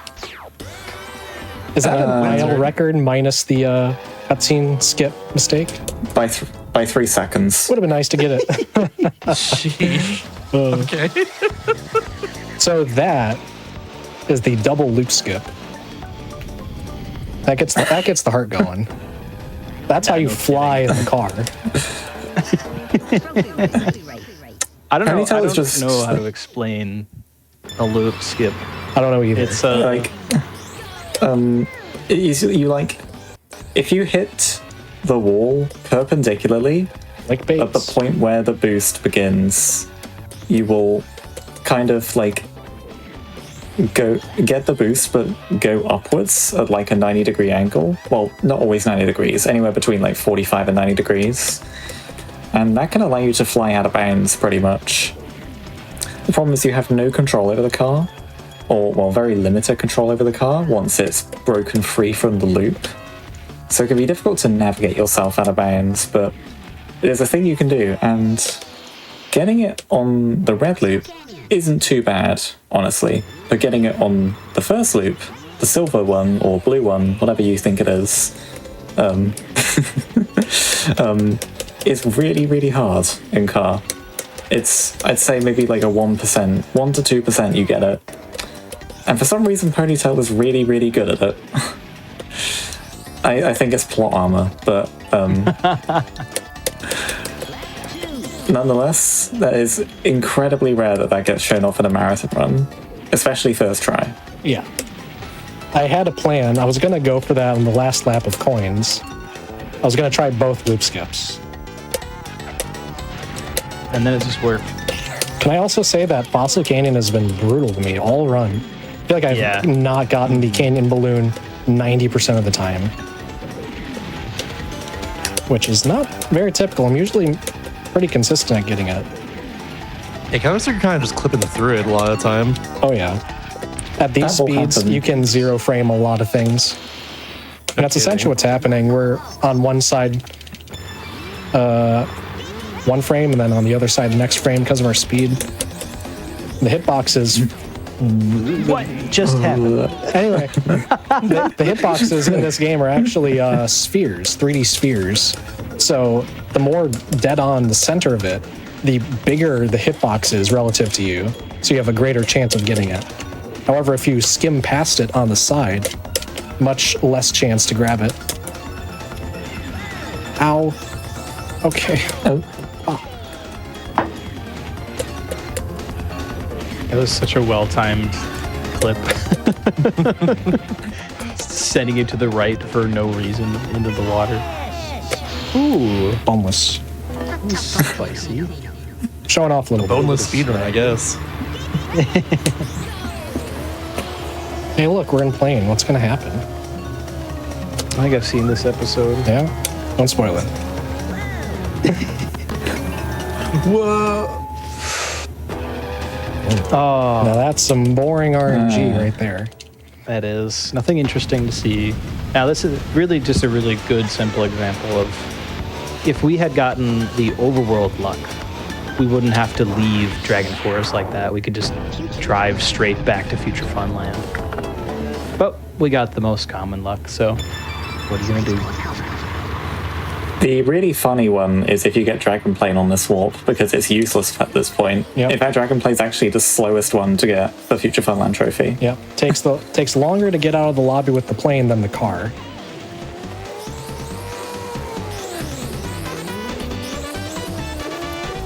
Similarly, if you get Overworld when you're going for Dragon Trophy, that is also a big time loss. Oh, hey, guess what? We're out of bounds. Right. This is a really funny one. Yeah, this one's fun. A lot of these out of bounds clips we've been doing, they are clips. Like we're, going through a very small spot in the wall that we're not supposed to be able to do. On the Japanese version of the game, they just forgot to put the texture there, the collider. So you can just fly out. Like anybody could have just flown out through that hole on launch day. So, future versions of the game, like English 1.0, English 1.1, they patched that, they fixed it, so you can't do this out of bounds at all on those versions. But this is one of the reasons why the Japanese version is the best one for speedrunning. Is it's a version exclusive glitch.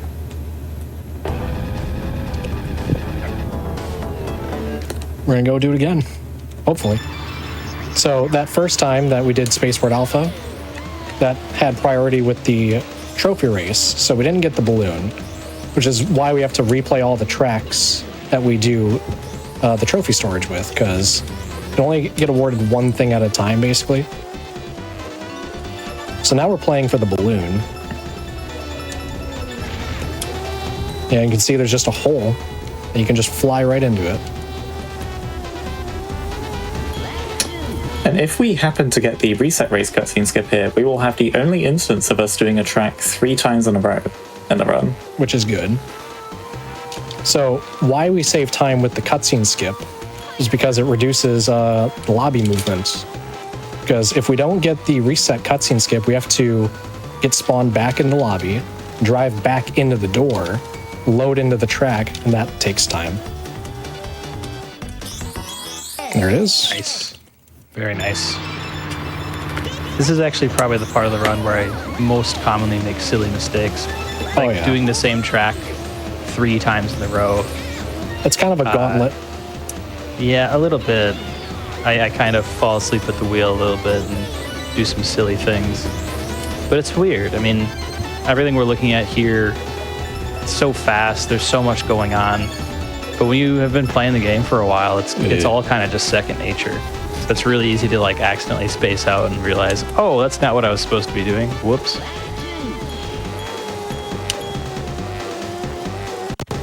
Yeah, as far as like missing an out of bounds and then backing it up goes, this is a pretty costly one to miss. There's not really a single good backup for it. Or certainly not an easy one anyway. Like some clips like Hot Top Volcano, you've got like 2 or 3 different backups you can go for. But this one, not so much. And we're coming back in on lap 3, kind of like in Wimble Plains, because we do have a few coins we left. And generally anything under 110 is really good here for a run like that. Very nice.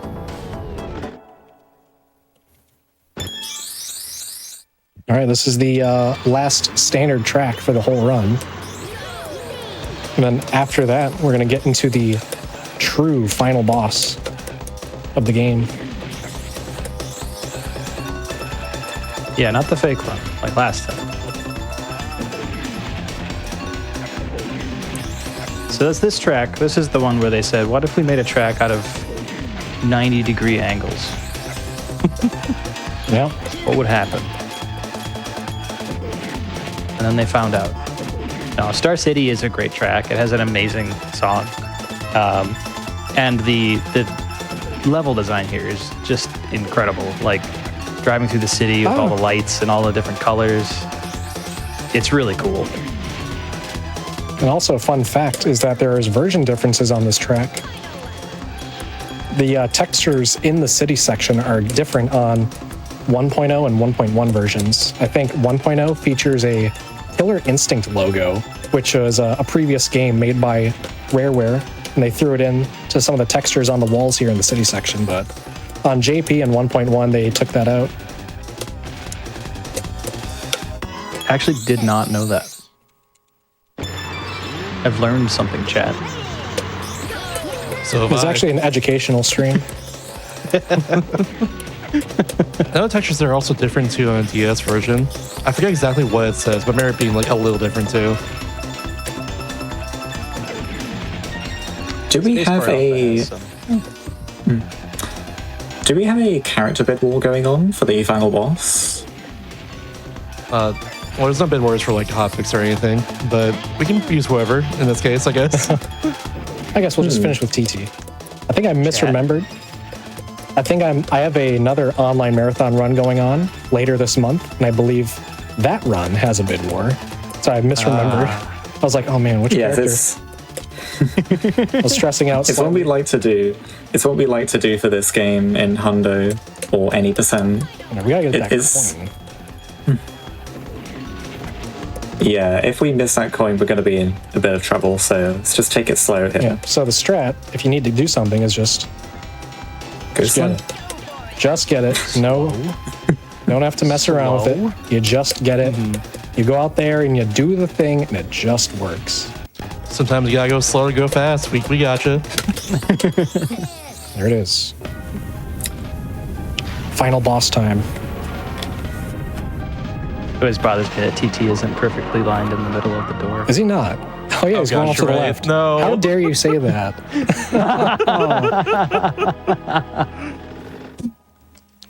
TT, please. All right, if this guy calls me a worm, I am going to cheat. So you better not.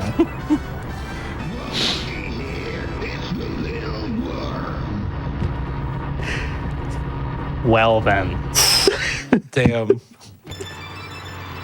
Also, just worth mentioning, this is kind of an insane run. Yeah, I don't know We've kind what of the glossed time over is. that fact. Yes, this is It's very good. fast. It's probably all right. If I had to guess. But alright. It's a plane track. Means one thing. Yep. See, this pig was trying to call your bluff, but here we are. Out of bounds once again on the final race. This is a pretty nerve-wracking one, especially if you're like on PB pace. It's not really that hard when you get down to it, but it's at the end of the run. It's kind of a tense moment with all the music and all that. You got to nail it. You got And if the you do nail it, crazy psychedelic skybox going on. That's like, yeah, the clouds are going crazy. It's like, it is a little stressful. oh yeah. Also, boss races do not feature indicators, so I have no idea if I'm hitting these checkpoints or not. Time's coming up when we cross the finish line in a few moments here. And time. GG. GG. That is far and away the best marathon run for this game by several minutes. Yeah, what did we get? It's a low 143, I think. Yep. Oh, really? 143.02. Wow. 143.02. Yeah. Oh, Wow. wow, man. That's a good run. Wow. That is by far the best marathon run we've ever had. That was. Holy crap. I only think I only missed, out of the 40 cutscene skips, I think I only missed 3. Which is, my best cutscene skip run is 38, so 37 is incredible. I got all 4 resets in Future Funland. Got that cool Dark Moon Caverns loop skip. Some pretty solid driving. That's a good run. Casual Iowa record in that one as well. Yeah. Yeah. So this is only 40 seconds behind world record? Yeah. Yes. And you had a fourth try tricky in there as well. That's true. That loses 27 seconds. Wow. And the 3 cutscene skips misses 18 seconds. So there it is. Yep. That's all it takes. Yeah. So a little bit better on the inputs and the luck, and then you get a world record.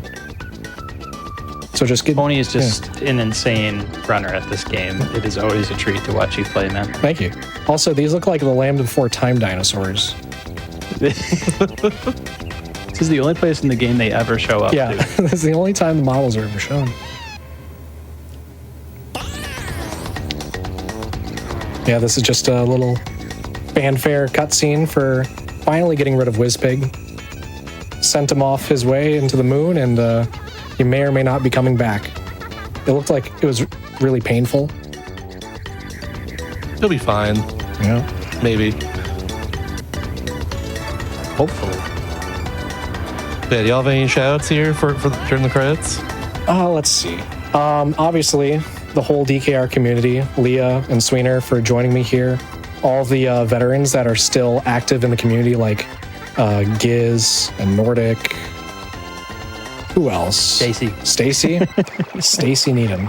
Can't forget Stacy. All the time trialers, Kaves, Asbo, Tarzan. We got Morks.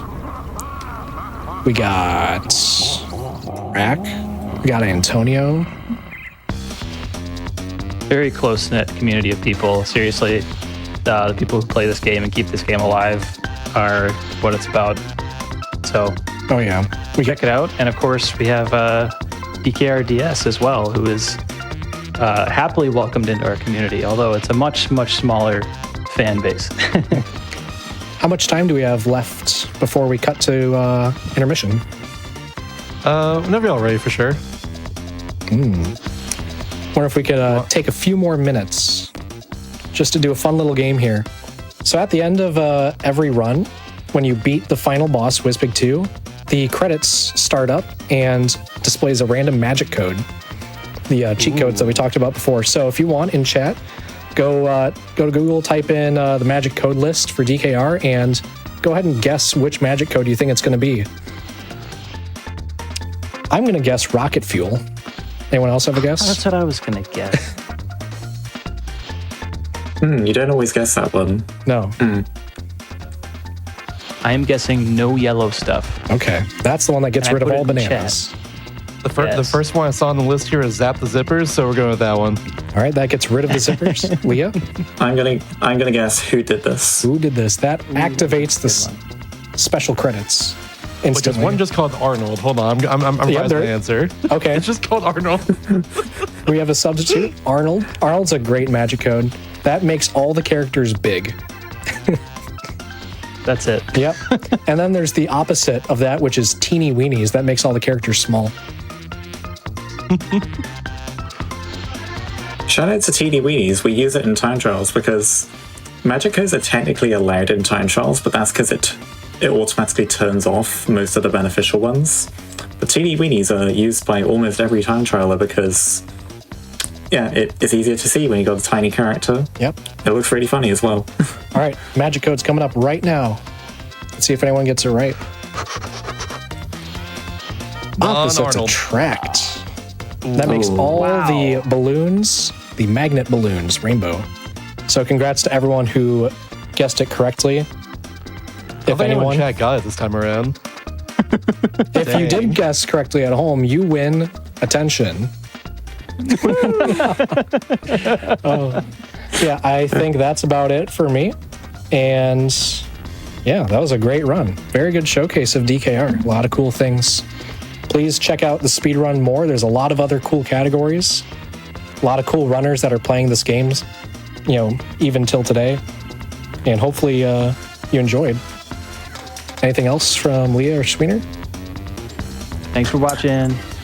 And if you like Diddy Kong Racing, stay tuned because Diddy Kong Racing DS is coming up right after this. I am returning on commentary, and we will be joined by... I can't talk. we will be joined by Brandino doing all races in DS, which I think you should definitely watch because it's a very underappreciated game. So Yeah. stick around. I had a lot of fun playing the game recently myself. I played as a kid, but I never beat it until, I guess, like... Welcome back, everybody, to Do All the Things, the GDQ Hotfix show, all about our Hermsmith speedruns and completionist categories in general. I'm once again your host, Mr. Shasta, and I'm here to remind you real quickly that if you want to get more involved with the GDQ community, join the official Games of Quick Discord and add the Hotfix role to stay in the loop for upcoming events, chat staff, and more. Use exclamation for our Discord and Twitch chat for invite and more info. And also, if you want to see, the run that just happened just a little bit ago, which was very close to world record, one of the best marathon run probably has been done ever for Diddy Kong Racing 100%. Check it out on YouTube later. It'll be up the week after the show's done. YouTube.com/GamesDoneQuick. Exclamation mark YouTube and chat as well. And if you're watching on YouTube as well, be sure to like the video, subscribe, and turn on notifications to stay up to date with GDQ too. But for now, I'm done yapping here. I think it's time to see some Diddy Kong Racing DS. Let's see what's different about this game compared to the original in this case. Hello, Brandino. How's it going? Good morning, gamers. I'm so excited to be here today with the Diddy Kong Racing double feature here on DS. This is a game that I don't think a lot of people get to see a lot of. I think a lot of people forget that this game even exists on the DS at all. And they probably don't even know that it made changes and is kind of a different version of the game. So it's exciting to show that off. With me is the greatest player on N64 and DS, Leah, who you may remember from Hello. last run. Hello, I was just here, and I'm going to do my best to make sure my voice doesn't die for this. Yes. This is a really interesting game, especially if you're not familiar with it. It's pretty much nothing is the same to the N64 version, so there's a lot to go through. And to highlight that point, if you look at our character select screen here, you might notice there are a few additions that you don't notice from Diddy Kong Racing. We have Dixie Kong, Tiny Kong, and of course Taj and Whizpig, characters who were not playable in the original. Now, Taj and Whizpig are identical and therefore either could be used. So, Mr. Shasta, I have a question for you. Yes. Who should we pick, Taj or Whizpig? You know what? I hate Whizpig. Taj is my guy, though. Let's go with Taj. I mean, he's there to help us. He even says so. Mm-hmm. That's good too because I almost always use Whizpig. Anyway. So we're going to be doing all races time trial. You're going to notice that these are all the races from N64, but there's going to be a few extra additions and just a lot of changes to talk about. I think without further ado, we're going to get started here. I'm going to count us down in 3, 2, 1, go. Okay, so first things first, here's how we charge up our vehicle. I'm using the stylus to spin a tire. And that's how we have to charge up the vehicle every single time, at least in car. And point number 2, look at this drifting. I am facing nearly 90 degrees to the actual angle of the car. Leah, do you want to talk a little bit about that? Yeah, so if you look at the back of the vehicle, you'll see the red lights are on when he's in a drift, and that's actually because he's holding the B button. Which seems counterintuitive because the B button functions as a brake, but for some reason, if you hold the B button while drifting with Taj or Wizpig, it actually makes you go really, really fast. In fact, actually, as fast as a zipper, even. Yeah. So, we're gonna in a rip lot of through cases, tracks like this. Yeah, in a lot of cases, you'll actually want to skip zippers entirely if the line permits it. Yep. And yeah, the car is the entire reason why Taj and Wizpig are used. Look right here, you can actually skip that final zipper, and it saves a little bit of time to do that. The car is the entire reason why Taj and Wizpig are used for most of the RTA categories, because even though they're not strictly the best in the other two vehicles, they just save so much over everyone else in car that it is a no-brainer to use them. Yep. If this was maybe all plane tracks or all hover tracks, we would be using TT because he is great for those. But because car is the majority vehicle in our default races, we got to use Taj and Wizpig here. And then here's an old friend, Fossil Canyon, come to visit us again. Something you might notice about these tracks is that there are no bananas on the track to make us go faster like there are on N64. That's because vehicle upgrades in this game are actually done on a permanent basis, in that you can go to like a tent in the overworld to change your upgrade at any time, and you can have multiple types of upgrades applied to the car. The main upgrade that we apply to the car, I think, is called Air B. Is that right? Yes. Yeah, Air A or Air B, I think they're identical. But the important thing is that it gives us like the max amount of speed that we can get out of the car, and it's entirely important to the run. And we have a fully upgraded car, hover, and plane for when they're be used here. Yeah, Air A and Air B, they only look different. Brandito's got Air A equipped here, which ironically makes the back of the car look like a pig's snout. A little bit, yeah. I never thought about it. Oh yeah, true. A big thing about this game is the amount of vehicle customization that exists compared to N64, because you get to change your car's color, you get to change your car's emblem, you get to change the upgrades attached to the car. Like, you have a lot more control over what your car looks like. And Mr. Shasta, I know you just got done playing this game casually. I know you made all kinds of funny, really good, what's the word? Like emblems for the track. Yeah. Yeah, it's such a great addition to this game, just like Mario Kart 60, or Mario Kart DS rather, has the same kind of feature. It's very fun, honestly. There's so many things you can do to customize like your experience of this game, and I think it's just fantastic about it too. All right, so now instead of revving a tire, we have to spin a propeller, and I am the worst at this. Lately, I've been dropping it, but in order to get the full start boost, you need to have full bars in the rev once you spin the propeller or the tire or blow into the microphone for hover. And it's a lot more difficult than it might look, like just to whip that out really fast, because you have a very small window of time to get it. And I don't know, gripping the wheel and the propeller are way harder than it looks. Shasta, I know you had some trouble with this in your casual playthrough at times. Yeah, I wasn't good at the start boost for the car at least, but the playground was definitely a lot better at it. It's funny. That being said, though, the hover is pretty easy though. At least the hover's the best. It's just very hard if you want to do like fast resets, because the hover requires you to blow into the microphone. So of course this game is on DS, and I just want to say this game is so ecstatic to be a DS game. It's up there with like Phantom Hourglass. Like, they wanted to use every part of the DS that was available to them. The touchscreen is used a ton in the overworld for extra golden balloons. They're not in N64. And we talked about how you have to unlock Drumstick by running over him in N64. To unlock Drumstick in DS, you have to run over him and then use the touchscreen to fling the frog into a specific pond in order to unlock him. So It's wild. yeah, this game is very excited to be a DS game. I think the only feature of the DS that doesn't get used is closing it, like in Phantom Hourglass, which is still one of the funniest applications. It's very cool. Drumstick is also worth unlocking too. I actually used him for a lot of my casual playthrough because he's just a good character. Yes, he's a great. Actually, one of my ILs is with Drumstick. I could beat it with a different character now, but he was really good for Whale Bay Hover once upon a time. Yeah, Drumstick is actually really good in hovercraft in this game, which if you were around for the 64 run just now, you'll know that Drumstick is actually better in plane in a few cases on 64. But yeah, for some reason they made Drumstick have the highest top speed in hovercraft in DS. And that actually results in like a rather large character variety being used in DS, especially in hovercraft. Yeah, DS, because Taj and Wizpig are identical, you already have two characters that you can swap between. TT is obviously good for plane and hover in situations without car, and then Drumstick is even useful, which is cool. So, like, instead of TT kind of dominating, this game is way more situational with its character usage, which I think is a really fun addition. Yeah, you've kind of got three different archetypes to use in hover. You've got TT, who's kind of the all-rounder. You've got Tip Top and Pipsy, who are the lightweights with really good acceleration. Those good for tracks where you come to a complete stop and have to accelerate back up. And then you've got Drumstick, who's really good for the tracks where you have a lot of straightaways and you don't turn very much because of its high top speed. And something funny about Drumstick, or rather kind of the really fast hover characters, is it's not just Drumstick. The other character who has the same top speed as Drumstick is Crunch. I didn't know that. Wow. That's crazy.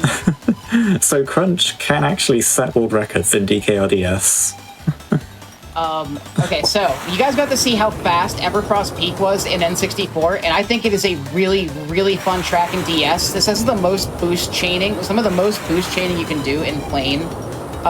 And something we didn't mention yet, but something that you need to know, and something that actually relates from N64, is that letting go of the accelerator when driving over a zipper will give you more speed than if you were holding it. So that kind of means, in my mind, that it's an intended strat in N64 to release the accelerator on boost, because why would it transfer all the way to a DS game that completely remade itself, if not because they wanted you to do it? There's even a different sound effect for when you drive over without holding the accelerator. So it's a really, I'd say it's like it was one of the very few things that actually does carry over between the versions. Like, on the whole, they run on completely different engines, but some core elements like that are still identical. And this is also, I should say, one of my favorite plane tracks. This little bit in the tunnel right here, let's see if we can get it. There's a nice... Oh, okay, almost. Let's see if we can... Okay, I was going to try to back it up by hitting the other one, but it's okay. Of course, when you shout out the movement, you fail it. Everybody knows that. Mm-hmm. Whoop. I hit R a little bit too hard. So one thing about Taj and Wizpig, we said that their car is really good, but TT is better in plane and hover. That kind of like doesn't fully describe the issue. The main problem with Taj and Wizpig in plane is that their turning is abysmal. Their turning almost feels like there is delay on your movement. And so you kind of have to, you're really fighting the characters in plane, which is unfortunate because plane is a very finicky vehicle. Like, losing speed in plane it can be like pretty punishing. So they're not the best characters to have for plane, but they still have a high enough top speed that we can make it work. But it is scary to control them in plane. And that was a really cool drift right there. I love Walrus Cove is a really hard but really rewarding track. Lots of really cool movement here. Yeah, Walrus Cove is one of my... It's just... I think Walrus Cove has some of my favorite drift strats. It kind of shows off a bit of everything. Like, what you can do here is you can actually carry a drift all the way over the right path there, which is actually faster than taking the left path with the zipper, surprisingly enough. That's just how powerful the drifts are in this game. And you also get, like, this bridge section. Even if you miss that zipper there, you can just keep carrying the drift and it's almost as fast. And then there's also a section when you're transitioning between the laps, you get to do what we call a drift switch if you're feeling adventurous. So you basically stop the drift and then you start another one in the opposite direction. Okay, we're good. They removed the bouncy ice. There's no more bouncy ice from the N64 version, thankfully. Yeah, but it's just water in this game. And water is a death sentence to your car speed, though. It immediately kills all speed that you have in car. It's like moving in molasses. It's really bad. So, although it's not bouncy, it is still extremely punishing to end up in the water. So that's why I chose to like kind of let Taj slow down for a second so I could get like a hold of myself. Oh, that's a wide turn. That's okay. The thing about drifts in this game is that a drift is a commitment. Keeping your whereas in N64, you just press the R button and it almost just, you know, if you're lets you kind of the correct angle when you move, land, your drift do very quick adjustments on the fly. Switched up on you, like you will end up reversing direction entirely. So maintaining your drift speed and drift angle through the air is much more of a task than it might seem. Frosty Village is a good example of that. I could be doing a huge downhill drift strat here, but it's really hard because for some of it you are airborne and landing is punishing. So instead we're gonna wait till he kind of lands from this jump and then drift. This has a really cool, the route for this track is completely different in DS because updated handling means that Taj and Wizpig can actually drive through the snow here and chain two boosts together that you normally can't hit in N64. Which I think is a really cool difference. Are those boosts normally there in N64? I think so. They are there, yeah. In N64, you use them in hover and plane in time trials because it is the faster route there. You can't normally hit them in car because the car can't drive through the snow. But I think it's Taj and Wizpig are fast enough that they don't really slow down in that at all. It actually isn't off-road at all, but it's just kind of a weird case in N64 where the car can't handle the little bumps in that section so well, and it 99% of the time it gets thrown into really uncomfortable positions, so it just ends up slower. Oh my god, I just barely missed that zipper. These zippers are really unfriendly. I swear you could be right up on them and they still won't activate. I love it right here in this turn. You like go basically backwards then forward again. Yeah. And zippers will always shoot you forward at like the angle you are facing, so you better make sure that you're facing an angle that you want to move in, or else the zipper's really going to screw you up. That's one thing to know, is like zippers are very committal. Like when you're hitting a zipper, it's like you're going in that direction and you need to realize that. And for that same reason, hitting a zipper while you're in a drift is also a death sentence. Yeah, you're going to mess up your drift almost every time. Because you picture that ending there where we were basically coming onto the ending at like a 90-degree angle, facing straight to the right. If we had accidentally hit that last zipper there, we would have shot straight into the water. That would have been really bad. All right, really quick track here, but really fun and kind of tech-heavy for how small it is. So getting out of this tunnel is a challenge. I always do a quick B-tap there so that Taj starts turning like almost immediately. And then landing properly into that zipper is so much more difficult than it needs to be. But then you get this really cool drift. We completely skip the zipper in favor of just drifting for the entirety of the end of the lap, and into the lap transition. So, in car at least, your fastest laps will usually be laps where you can chain a power slide into your lap transition. In plane, when you're ILing plane, a lot of the time, your fastest lap tends to be your first because you get an extra boost from the start boost. But in car at least, your lap transitions are extremely important, especially with the power sliding. So it's just an interesting, like, how different the vehicles can be. I also point out quickly too that something cool about this game that I like a lot is that there's no reused music tracks for any of these tracks in like the original game. So like that last track had a different song to it entirely. Yeah, there's a bunch of brand new music replacing tracks that ended up in multiple levels in this game. And I love all the new music. Hang on, I gotta... Same. That's how we power the hovercraft. You blow into the microphone. Not even the worst use of microphone in this game. There is a game in the overworld where Taj wants you to use the hovercraft to drive around the island, and you have to blow into the microphone to blow out torches and it's like a race. You only have a minute to blow out like 10 torches or something. It's one of the worst parts of the game, but the token race is much worse. So like, you'll notice like, okay, so there, like here, there's a lot of changed level geography. Like they added this whole cave in Whale Bay, and they've made the whale like 3 times thinner. So he's a lot harder to jump on this tree, and then you have to kind of snake between this tree and this wall in order to not lose speed there. It's really way harder than it needs to be for how small this track is. And I think this is like a good track to mention that, like, or clarify that we are playing in the time trial mode rather than balloon race mode. yes. For DS, the race categories in DS tend to just be more popular in time trials, just because the balloon races don't quite flow as well as they do on 64. Their CPU is getting the way a lot. The traps and missiles are a lot more punishing on DS. So generally we just prefer to play in time trials, and those ghosts you're seeing, those are Brandino's actual time trial PBs that we're racing against. My file name is Knuckles, if anybody's wondering why we're racing Knuckles. So we're playing Diddy Kong Racing DS and Knuckles right now. I was going to make that joke. How dare you? It's my turn with the brain cell. No. So Crescent Yeah, that's Island, Knuckles. I'm opting to not do a really big drift at the beginning here. This level is really technically difficult to pull off, partially because of this pirate ship right here. So getting onto the pirate ship and navigating the inside of it without bonking on a wall is like, I don't know, it feels random. One difficult thing about this game is that, like, I don't know, I find the taking tight turns with the car can be really, really hard to approach. And the pirate ship is 90% sharp turns with the car. You have to turn around almost immediately. It's really tough. But you get this really cool drift into it. And then I'm going to tap B here so that he turns more, and then I'm going to tap B again so that he turns a little bit more, and then that's kind of how you want to navigate the ship. Nice.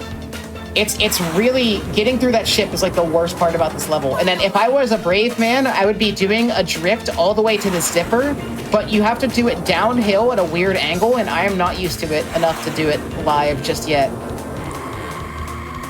And something you need to know about drifting is that we actually can't hold one direction in drifting. Wow, he got stuck on the very edge. Of course he would.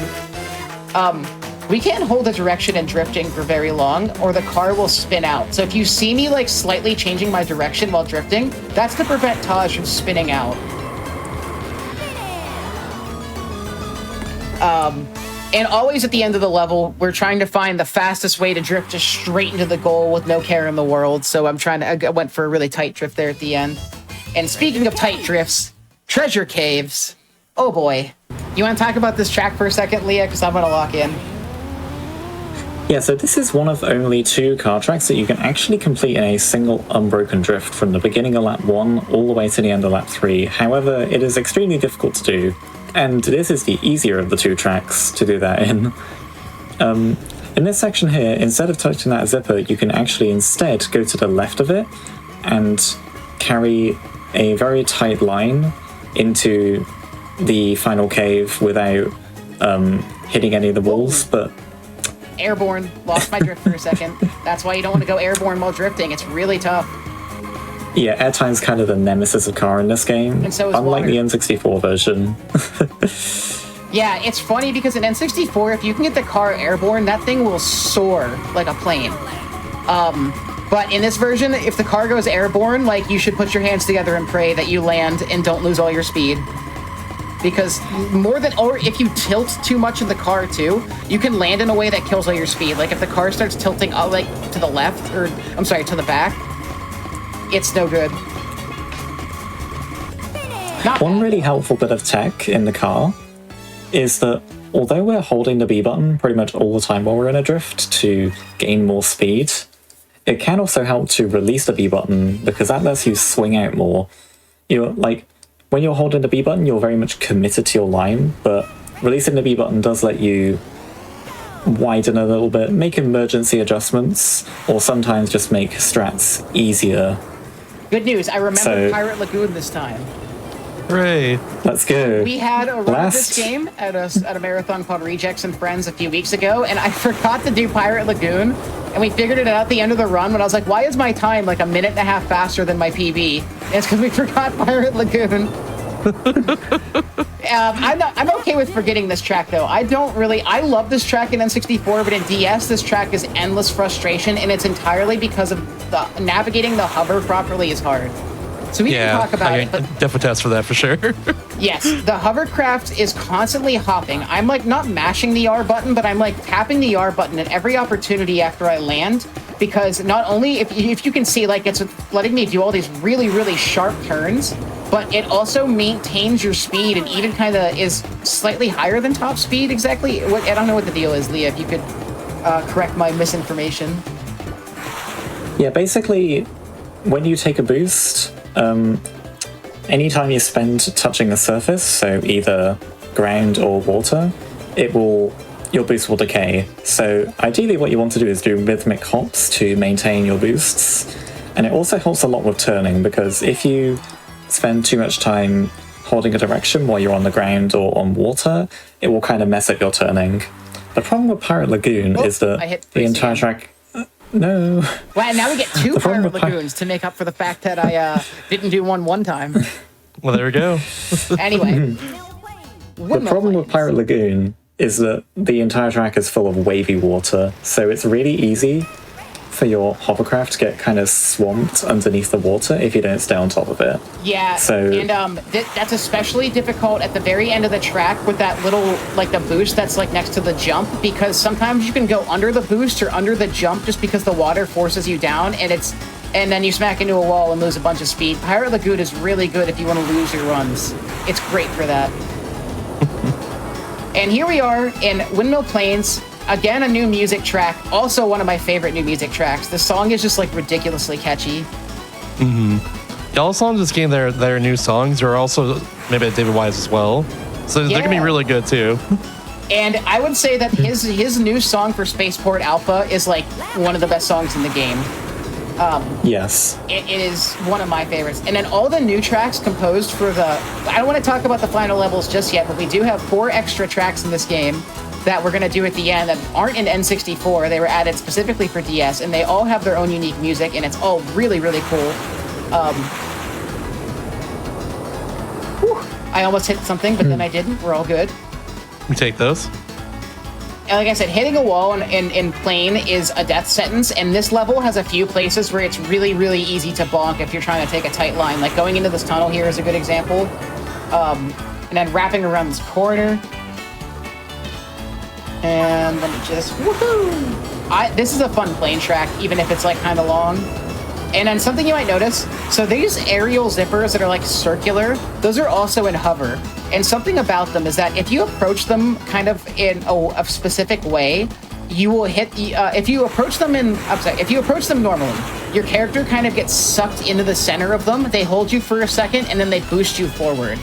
But if you swipe at them in just the right way, which you're gonna see here, I'll show you in a second, I'm touching the side of this one almost 90 degrees head on, and that actually prevents it from holding me in place and lets me grab the boost. So it's a minor bit of tech, but all circular zippers, you have to approach in this very specific way so that you get the boost without slowing down. It's a huge strat for plane and hover. Like, you save a ton of time that way. Yeah, it's not quite as strict as an N64, where you have to be really, really like head-on on N64, but in DS you got a lot more leeway to work with. Interestingly, like the hover zippers, the hover zippers are a bit weird. So the ones that are, you know, partially submerged in water, they actually don't care which direction you approach them from, interestingly enough, in DS. Which is kind of odd. You can literally approach them completely backwards and it won't redirect you. But the circular air zippers do. And this is Greenwood Village. This is a very hard car track. Yeah, it's completing this track without bunking on a wall is like an achievement.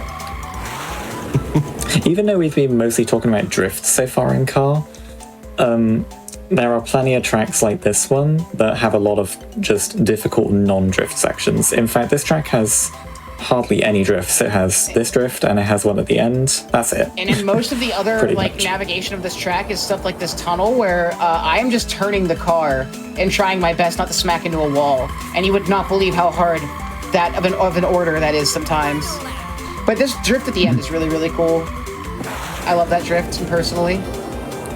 And if, for anybody who wants to know, no, taking the well here is not faster. It's actually much slower because you spend a bunch of time falling down it. Slower with an asterisk, because the hover time trial Wait, I didn't know in this. DS. I didn't know this. Does it use it? Yes, the hover time trial in DS only actually does use the well all 3 laps. That's We wow. play with. Interesting. You play with. That's a first for Diddy Kong Racing. I can tell you that. Yeah, you play with Tip Top and Pipsy, who have a great acceleration stat, and it actually is faster because there's a zipper at the end of that well tunnel, and zippers are really useful in hover in DS. So yeah, but never use it in N64 and never use it in car in DS. That's my tip. Okay, there are some really cool drifts here in Haunted Woods. This one into the tunnel I really like, and then there's like, so we have a big, oh, wait, watch out. Oh my god, I'm losing control. It's okay. And we got it. Yeah, that turn around the tree is really cool, and then you have to watch, these zippers are really easy to miss. And then the wall here kind of turns in much sharper than you think it does in order to hit that zipper, so you always have to remember that.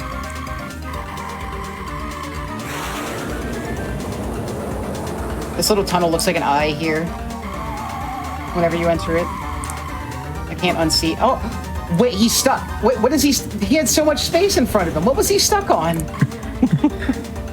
This game and Collision aren't really friends, from what I've noticed. Yeah, I think I clipped into a few objects casually just by doing that. Speaking of clips, we're not going to do it in this run, but you can in fact do plane out of bounds in this version.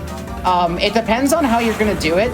Like in Fossil Canyon, there's a relatively easy out of bounds where you just jam the plane kind of against a wall that a log is leaning on. And if you approach it in just the right way, you kind of just run up against the log and it pushes you out of bounds. And then in other plane tracks, you have to do this really wacky set of movements where you stop the plane on a ledge, drive forward so that the plane like starts like hugs the ledge and then goes into like a 90-degree nose. Hang on. Every time we forget there's a hover track coming up. This game is not made for yappers. Yeah. Every Happy, I time, guess.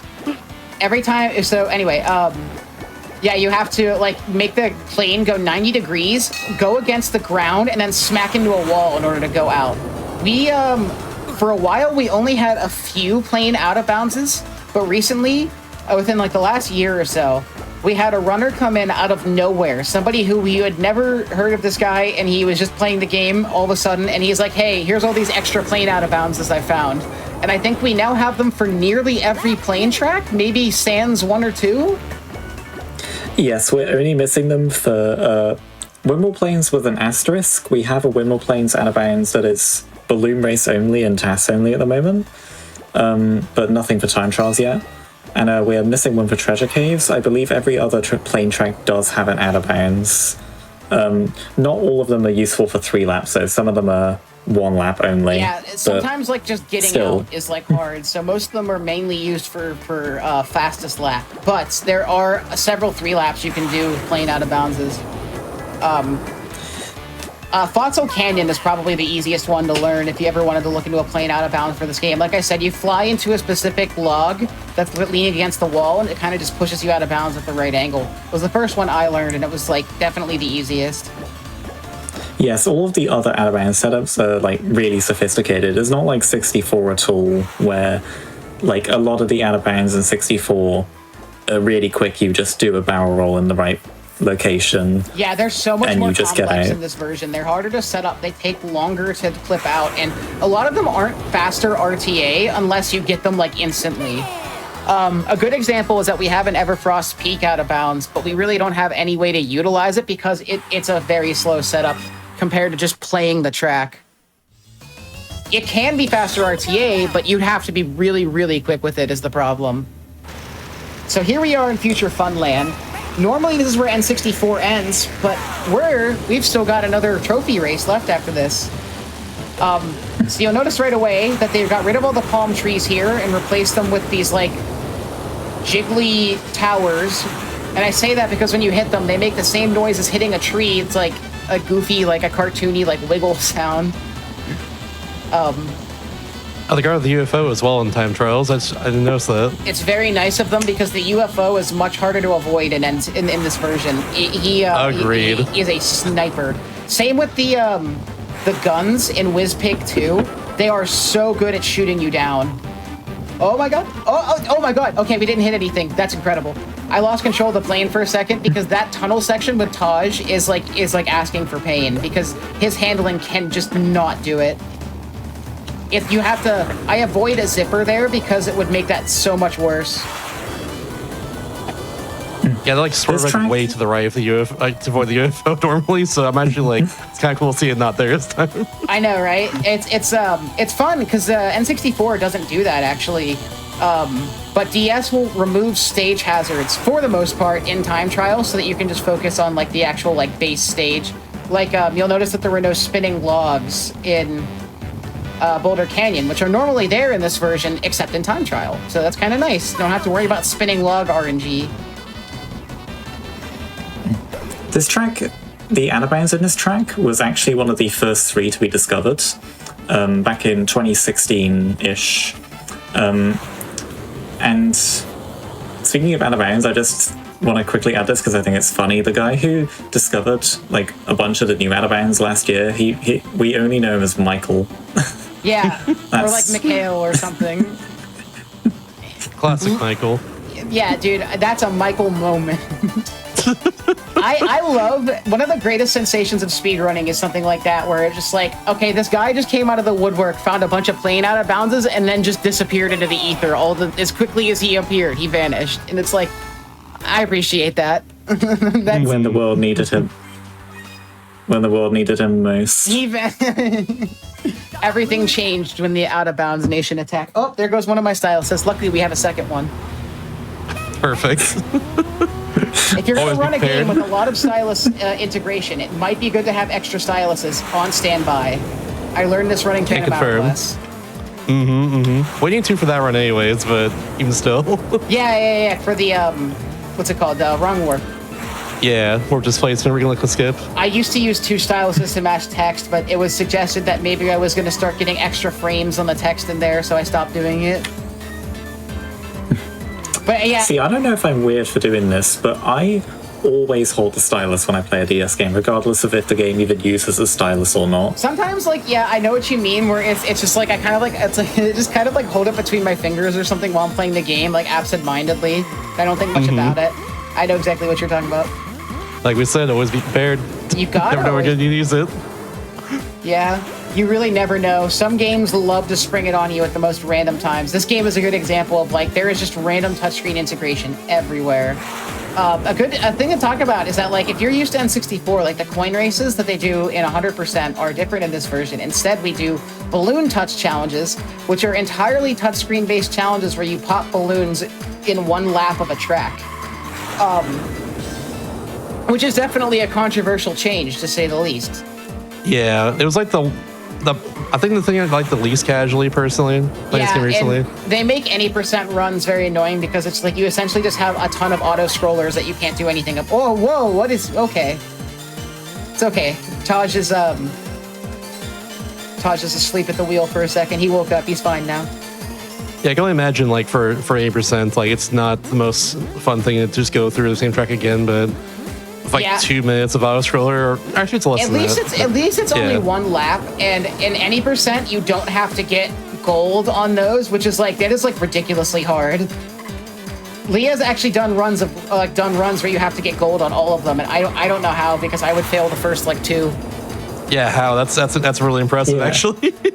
Yeah, back in the days when this game was very, very underplayed, so the ancient far away year of 2019, that's when I was first getting into this game, the leaderboards like looked very different, and they were very inactive, like the people who run them, because to be fair, like nobody ran the game pretty much.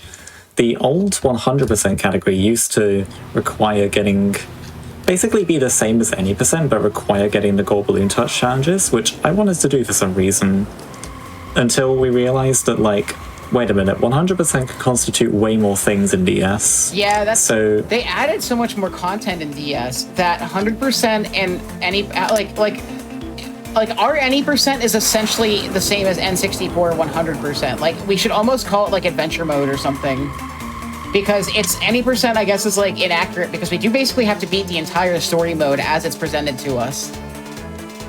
Yeah, it's just we've not found any sequence breaks is the thing. Like, I've tried really hard to find a sequence break for any percent, but we've found nothing. So that's where we are at the moment. The thing about like 100% in DS is that there is a lot more that constitutes a file in DS than in 64. In 64, like, a file just constitutes like a single run through adventure or adventure 2, but in DS it encompasses like everything. All the stuff you've collected, all the vehicle upgrades you have, all the I don't know about characters, but like basically everything. Yeah, like custom tracks that you've created, because again, DS has so much more customization. So like all that stuff needs to be saved. Yeah, so 100%ing a file looks very different from N64 and requires a lot more work. So we and don't really do 100%. We basically like update. Yeah, we've updated the definition of 100% now, and I think we're quite glad about that, because I can say I definitely did not enjoy running when I was trying to get all of the gold balloon touch challenges. Nice. I did have a few runs where I had no fails though, which was arguably one of the most impressive things I've done in this game, let's be honest. Yeah, that's very impressive. It is so hard. Like, it really can't be overstated. So, like I said, we have new music tracks. The Spaceport Alpha track is Chef's Kiss. I love this brand new song. This is a difficult track to play as with Taj, but it's really, really fun all the same. So there's going to be zippers that you're going to see my time trial ghost go for, because he's TT, that I will not go for as Taj. And then this tunnel right here is the bane of my existence. You have to let go of You have to let go of the A button just enough before going in so that you lose speed and can start nosediving through it, and then you have to pick up the A button halfway through. Oh, and we got the triple zipper right there. Yeah, this is a really difficult but really fun plane track, and it is just not made for somebody like Taj, unfortunately. Woo. Okay. And you'll notice these little silos that say DS, they said N64 in the other version. Rareware always loved to do that for like whatever console that they were developing the game for. Oh, nice tunnel part 2. And again, I'm purposely missing an extra zipper there because Taj is not capable of turning for it in any way that's going to help me. But he can do this triple still, which is cool. Nice, that was the triple. It didn't sound like it, but nice. It was. Sometimes you don't hear the second boost in a chain. Like, the game doesn't play the sound effect. I think as far as time trials go, like, especially in car, this track has like the most drastic shift between the N64 and DS versions, because this track actually has no ground zippers in N64. So the car time trial in 64 looks very weird. It's pretty much just A tapping for the whole thing. But in DS, it's got a completely different atmosphere. It's a very fun, fast-paced car track, and I honestly like it a lot more in DS. And the vent is maybe the hardest thing with the car, because you have to smack into the wall and kind of drift ride the wall up in order to like turn out of the vent like immediately. It makes the vent is the worst part about this level. For certain. And that would end the normal DKR tracks. And now we've got 4 brand new tracks to show you guys. So we talked about it before, but we've got 4 tracks in this game that are based off of Donkey Kong Island. And all have varying like new music written for them. So this is the first of the new tracks, Thunder Cove. So we have 2 car tracks, a plane and a hover to get through. And then we'll be done with our all tracks here. But this is a really cool car track. You'll notice that these tracks are huge, like in ways that the other tracks aren't. Like they're just like expansive. And from everything that we know about how N64 handles, it would not handle very well on these tracks, especially car. This level's like these tracks were built with DS in mind, pretty much. Yeah, so we're like as opposed DS to the physics. other ones that were like adapted to match DS, but maybe weren't quite there. These ones are just totally built with DS in mind. Also, this song sounds familiar too. It is a remix of Jungle Japes, which is so cool as well. Yeah, it's a really, really cool remix too. And you'll notice here that this level has big branching paths because there's a huge like hover part down there that you can take, which I haven't really done before. But yeah, and then like this giant tree section is just one massive branching path area. These DK Isles tracks are huge by comparison to the average DKR track. Because the average DKR track lasts like a minute and a half, if that. This game is really short tracks compared to something like a Mario Kart. Like Mario Kart 64 has like some 4 and 6 minute tracks. Yeah, Rainbow Road in that game is brutal. I think DKR I would say is all Thunder about... Cove here. Go ahead. Like, I think Thunder Cove here is one of the best tracks to learn about drifting in this game because there is so much you can do with drifting in this track. Like, I mean, you've obviously got this big drift here, you've got loads of space to play around with. You can also drift switch into doing a right-facing drift from here and then break it off around here.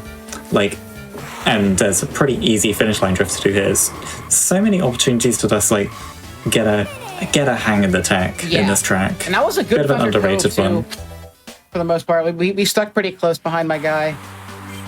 If we're close to the time trial ghost, that just means we're gaming. All right. This is the worst car track, bar none. It is really hard. And forget everything we've said about drifting. There's not a single drift in this level. But how can that be? Well, it's because this level is nothing but twists and turns that the drift can't possibly go down. Oh gosh, yeah. And you'll notice... Worst car track is a bold statement. I don't like this track. I am like trying to time trial this track definitely was not a fun time. There's a lot of inconsistency in approach in this level, and you kind of just have to take the cards you're dealt at that time. Especially because of the way that you turn in the grass everywhere. This level just, I don't know, this is like one of the least consistent tracks for me, personally. See, I don't know, I think this track's an acquired taste. Like, you have to be almost like top level at this track to really enjoy it, I think. It insists upon itself. That turn, we almost smacked into the wall there. I was fighting the left turn at every angle to get that. I'll have you know, I did care for Meandering Mountain. I did not care for Meandering Mountain. But I like this track for the design because for a Donkey Kong track, it's perfect to have like a little minecart section in it.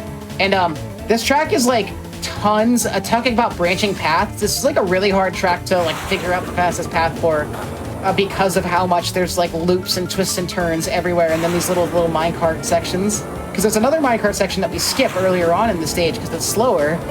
It's just a mess of a track. Yeah, look at that layout there. Yeah, it's like they closed their eyes and tried to draw a circle, and then they were like, okay, that's good enough. Strangled Shrine is a fun track, if not kind of very difficult because of this beginning. So, hang on. Every time.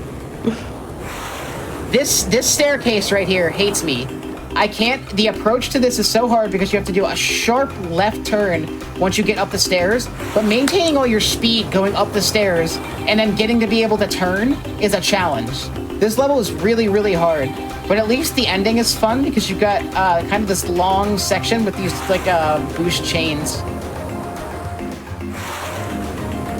Similarly to Pirate Lagoon, this track has wavy water, but it actually doesn't matter so much in this track because we're not trying to turn so much while we're on it.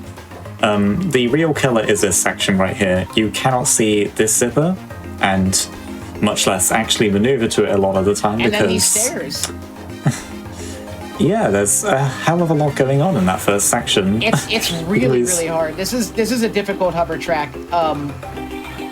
I struggled for quite a while. Like, getting to do this category was a challenge just because I had to get good at controlling this track with Taj and Wizpig, and they just, like, it's already hard enough to maneuver around those stairs, and Taj and Wizpig just don't make it any easier on you, is the problem. Nice. Whoop, don't hit anything. Okay, that's good. All right, that was a good stairs. Yeah, that was good. And then small bit of tech, but every time I'm boosting and hover, I want to actually tap R to hop once before I re-grab the A button, because that'll drag out my boost for just like a tiny bit longer. Yeah. Like, anytime you take a boost in this game, you don't want to repress the A button until the boost has totally died out. That goes for all vehicles, and that also goes for the starting boost in every track. Only one track left, and it's a very difficult plane track. Oh, we got a lap. We got a lap PB there. Nice. Nice. All right, splashdown pass. I don't know why this level is called this. There's barely any water to splash in. But I like this theme. So the theme of this level is just like a cute little remix of the DKR theme. I'm not kidding. The animal sounds are actually part of the soundtrack as well. Like, if you rip the OST from the game, you will hear the animal sounds in there as well. It's not like dependent on where you are in the track, which I think is interesting, to say the least. That's pretty fun, honestly. This track is like a massive canyon.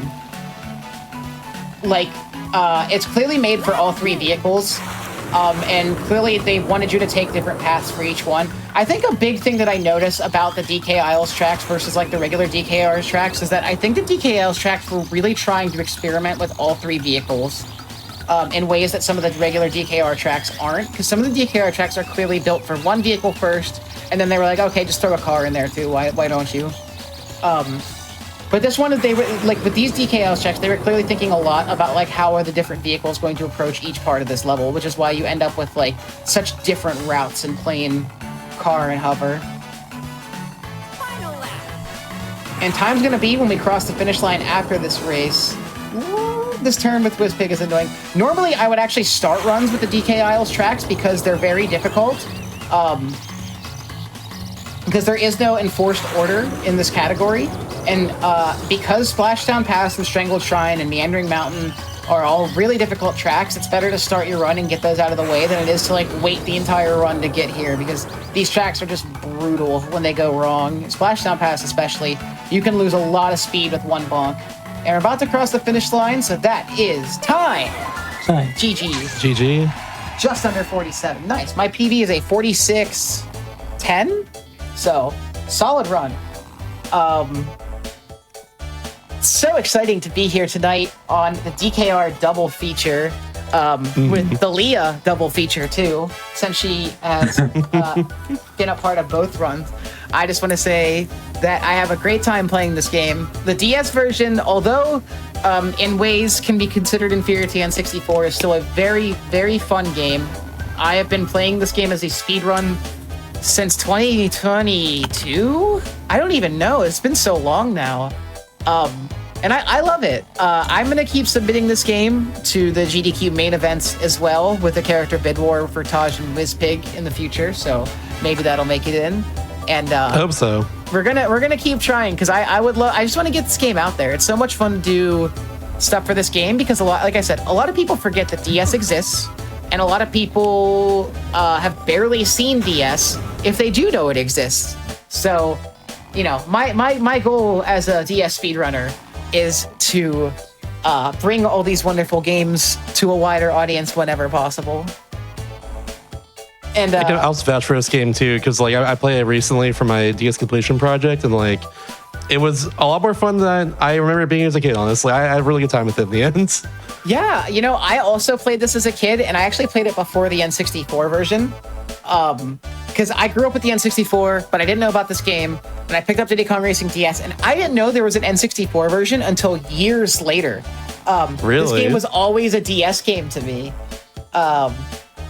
And when I saw the N64 version and it had like Banjo and Conquer, I was like, wait, I feel like I'm like, this is like forbidden lore. Like, what is this? But you should, anybody, if you want to run Diddy Kong Racing or Diddy Kong Racing DS, we have one of the nicest communities in the world. I love everyone. They're such a fun group of people, such a fun and accepting group. People are literally always just chilling in VC, doing races together, just playing the games. We all support each other whenever possible. They even support me when I play DS, and that's very nice of them, because I know a lot of them, they're aware that DS is a game, and I think that's where their feelings on it end. I'm wearing the DKR64.com t-shirt. This is our time trial website. You should check that out and submit some times if you feel like it. Leah, you got any shout outs you want to give? See, the thing with shout outs is that I always forget people, so just shout out everyone. And yeah, as far as like DS specific shout outs go, I also want to shout out Taychuk and although he doesn't seem active anymore, Michael. I can't get over that name still. Like, although it's a very small amount of people who have made DS great, like, it's been something. Like, DS is very dear to me. It was my first speed game back in 2019, and I still, Leah? I'm still active in it today. Yeah, Leah, like, single-handedly kept DS alive for years by herself.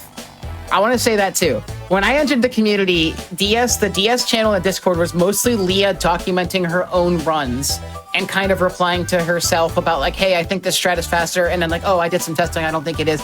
Like, she was very dedicated at the time where almost nobody else was playing this game. And she's been able to reap the benefits now because she's gotten really, really good at both DS and N64.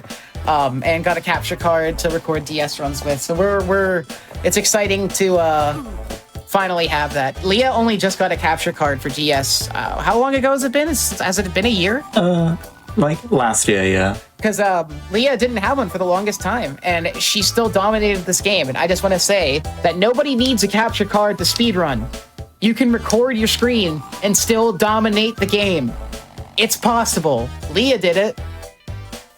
And many people for sure have done like webcam speedruns. They just like point the webcam directly at their TV or whatever console and just, When I totally used to fine. record DS speedruns before I had a capture card, this Hamilton cup I got from the musical Hamilton, I would turn it upside down and put my phone on top of it like this and record runs and then have to flip them later in post.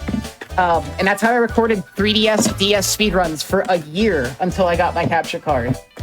So I just always want to shout really that awesome. out. I just want to shout that out. I know capture cards look nice. I'm a hypocrite because I own many, and I'm saying this, but nobody needs a capture card to speedrun. If you're passionate about the game, record those runs, get it out there, and then worry about it later. You know what I'm saying? Like, I think that's the most important thing. So thank you so much for having us. This has been awesome to do the DKR double feature. I was so excited when I saw that the N64 runners were here too. I was like, no way! We never get to do these games back to back like this. Yeah, absolutely. Like this is a great time. I never had to submission like for my show for a while too. So like I figured might as well at this point, let's just have both games on. That's a great time. I love both games, honestly. They're great for both for different reasons, I'd say too. But yeah. It was a privilege to watch Shasta. So Shasta, for those who don't know, is beating every DS game that exists, and he recently beat Diddy Kong Racing. And it was a privilege to watch because I never get to see people playing this game like casually. Because DS games obviously don't get streamed as often.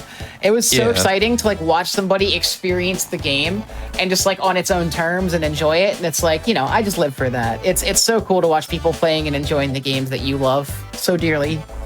Absolutely. And I don't have anything else to say, so I just wanted to say thanks, gamers. Please play Diddy Kong Racing for the Nintendo DS. Yep. That being said, we are done with all the things tonight, so thank you all for watching that. After this is Parallel Universe. We have, if you like this version being a different version from normal, we have Quake's Doom 64 actually, a nice little fan game of that, and also Quake Enhanced as well too, right? Another fun fan game of the original version of that game as well. So stick around for that for sure, and I'll be back in a couple weeks from now. Actually, after PAX West, funnily enough, with the next show. So yeah. Y'all have a good night and take it easy.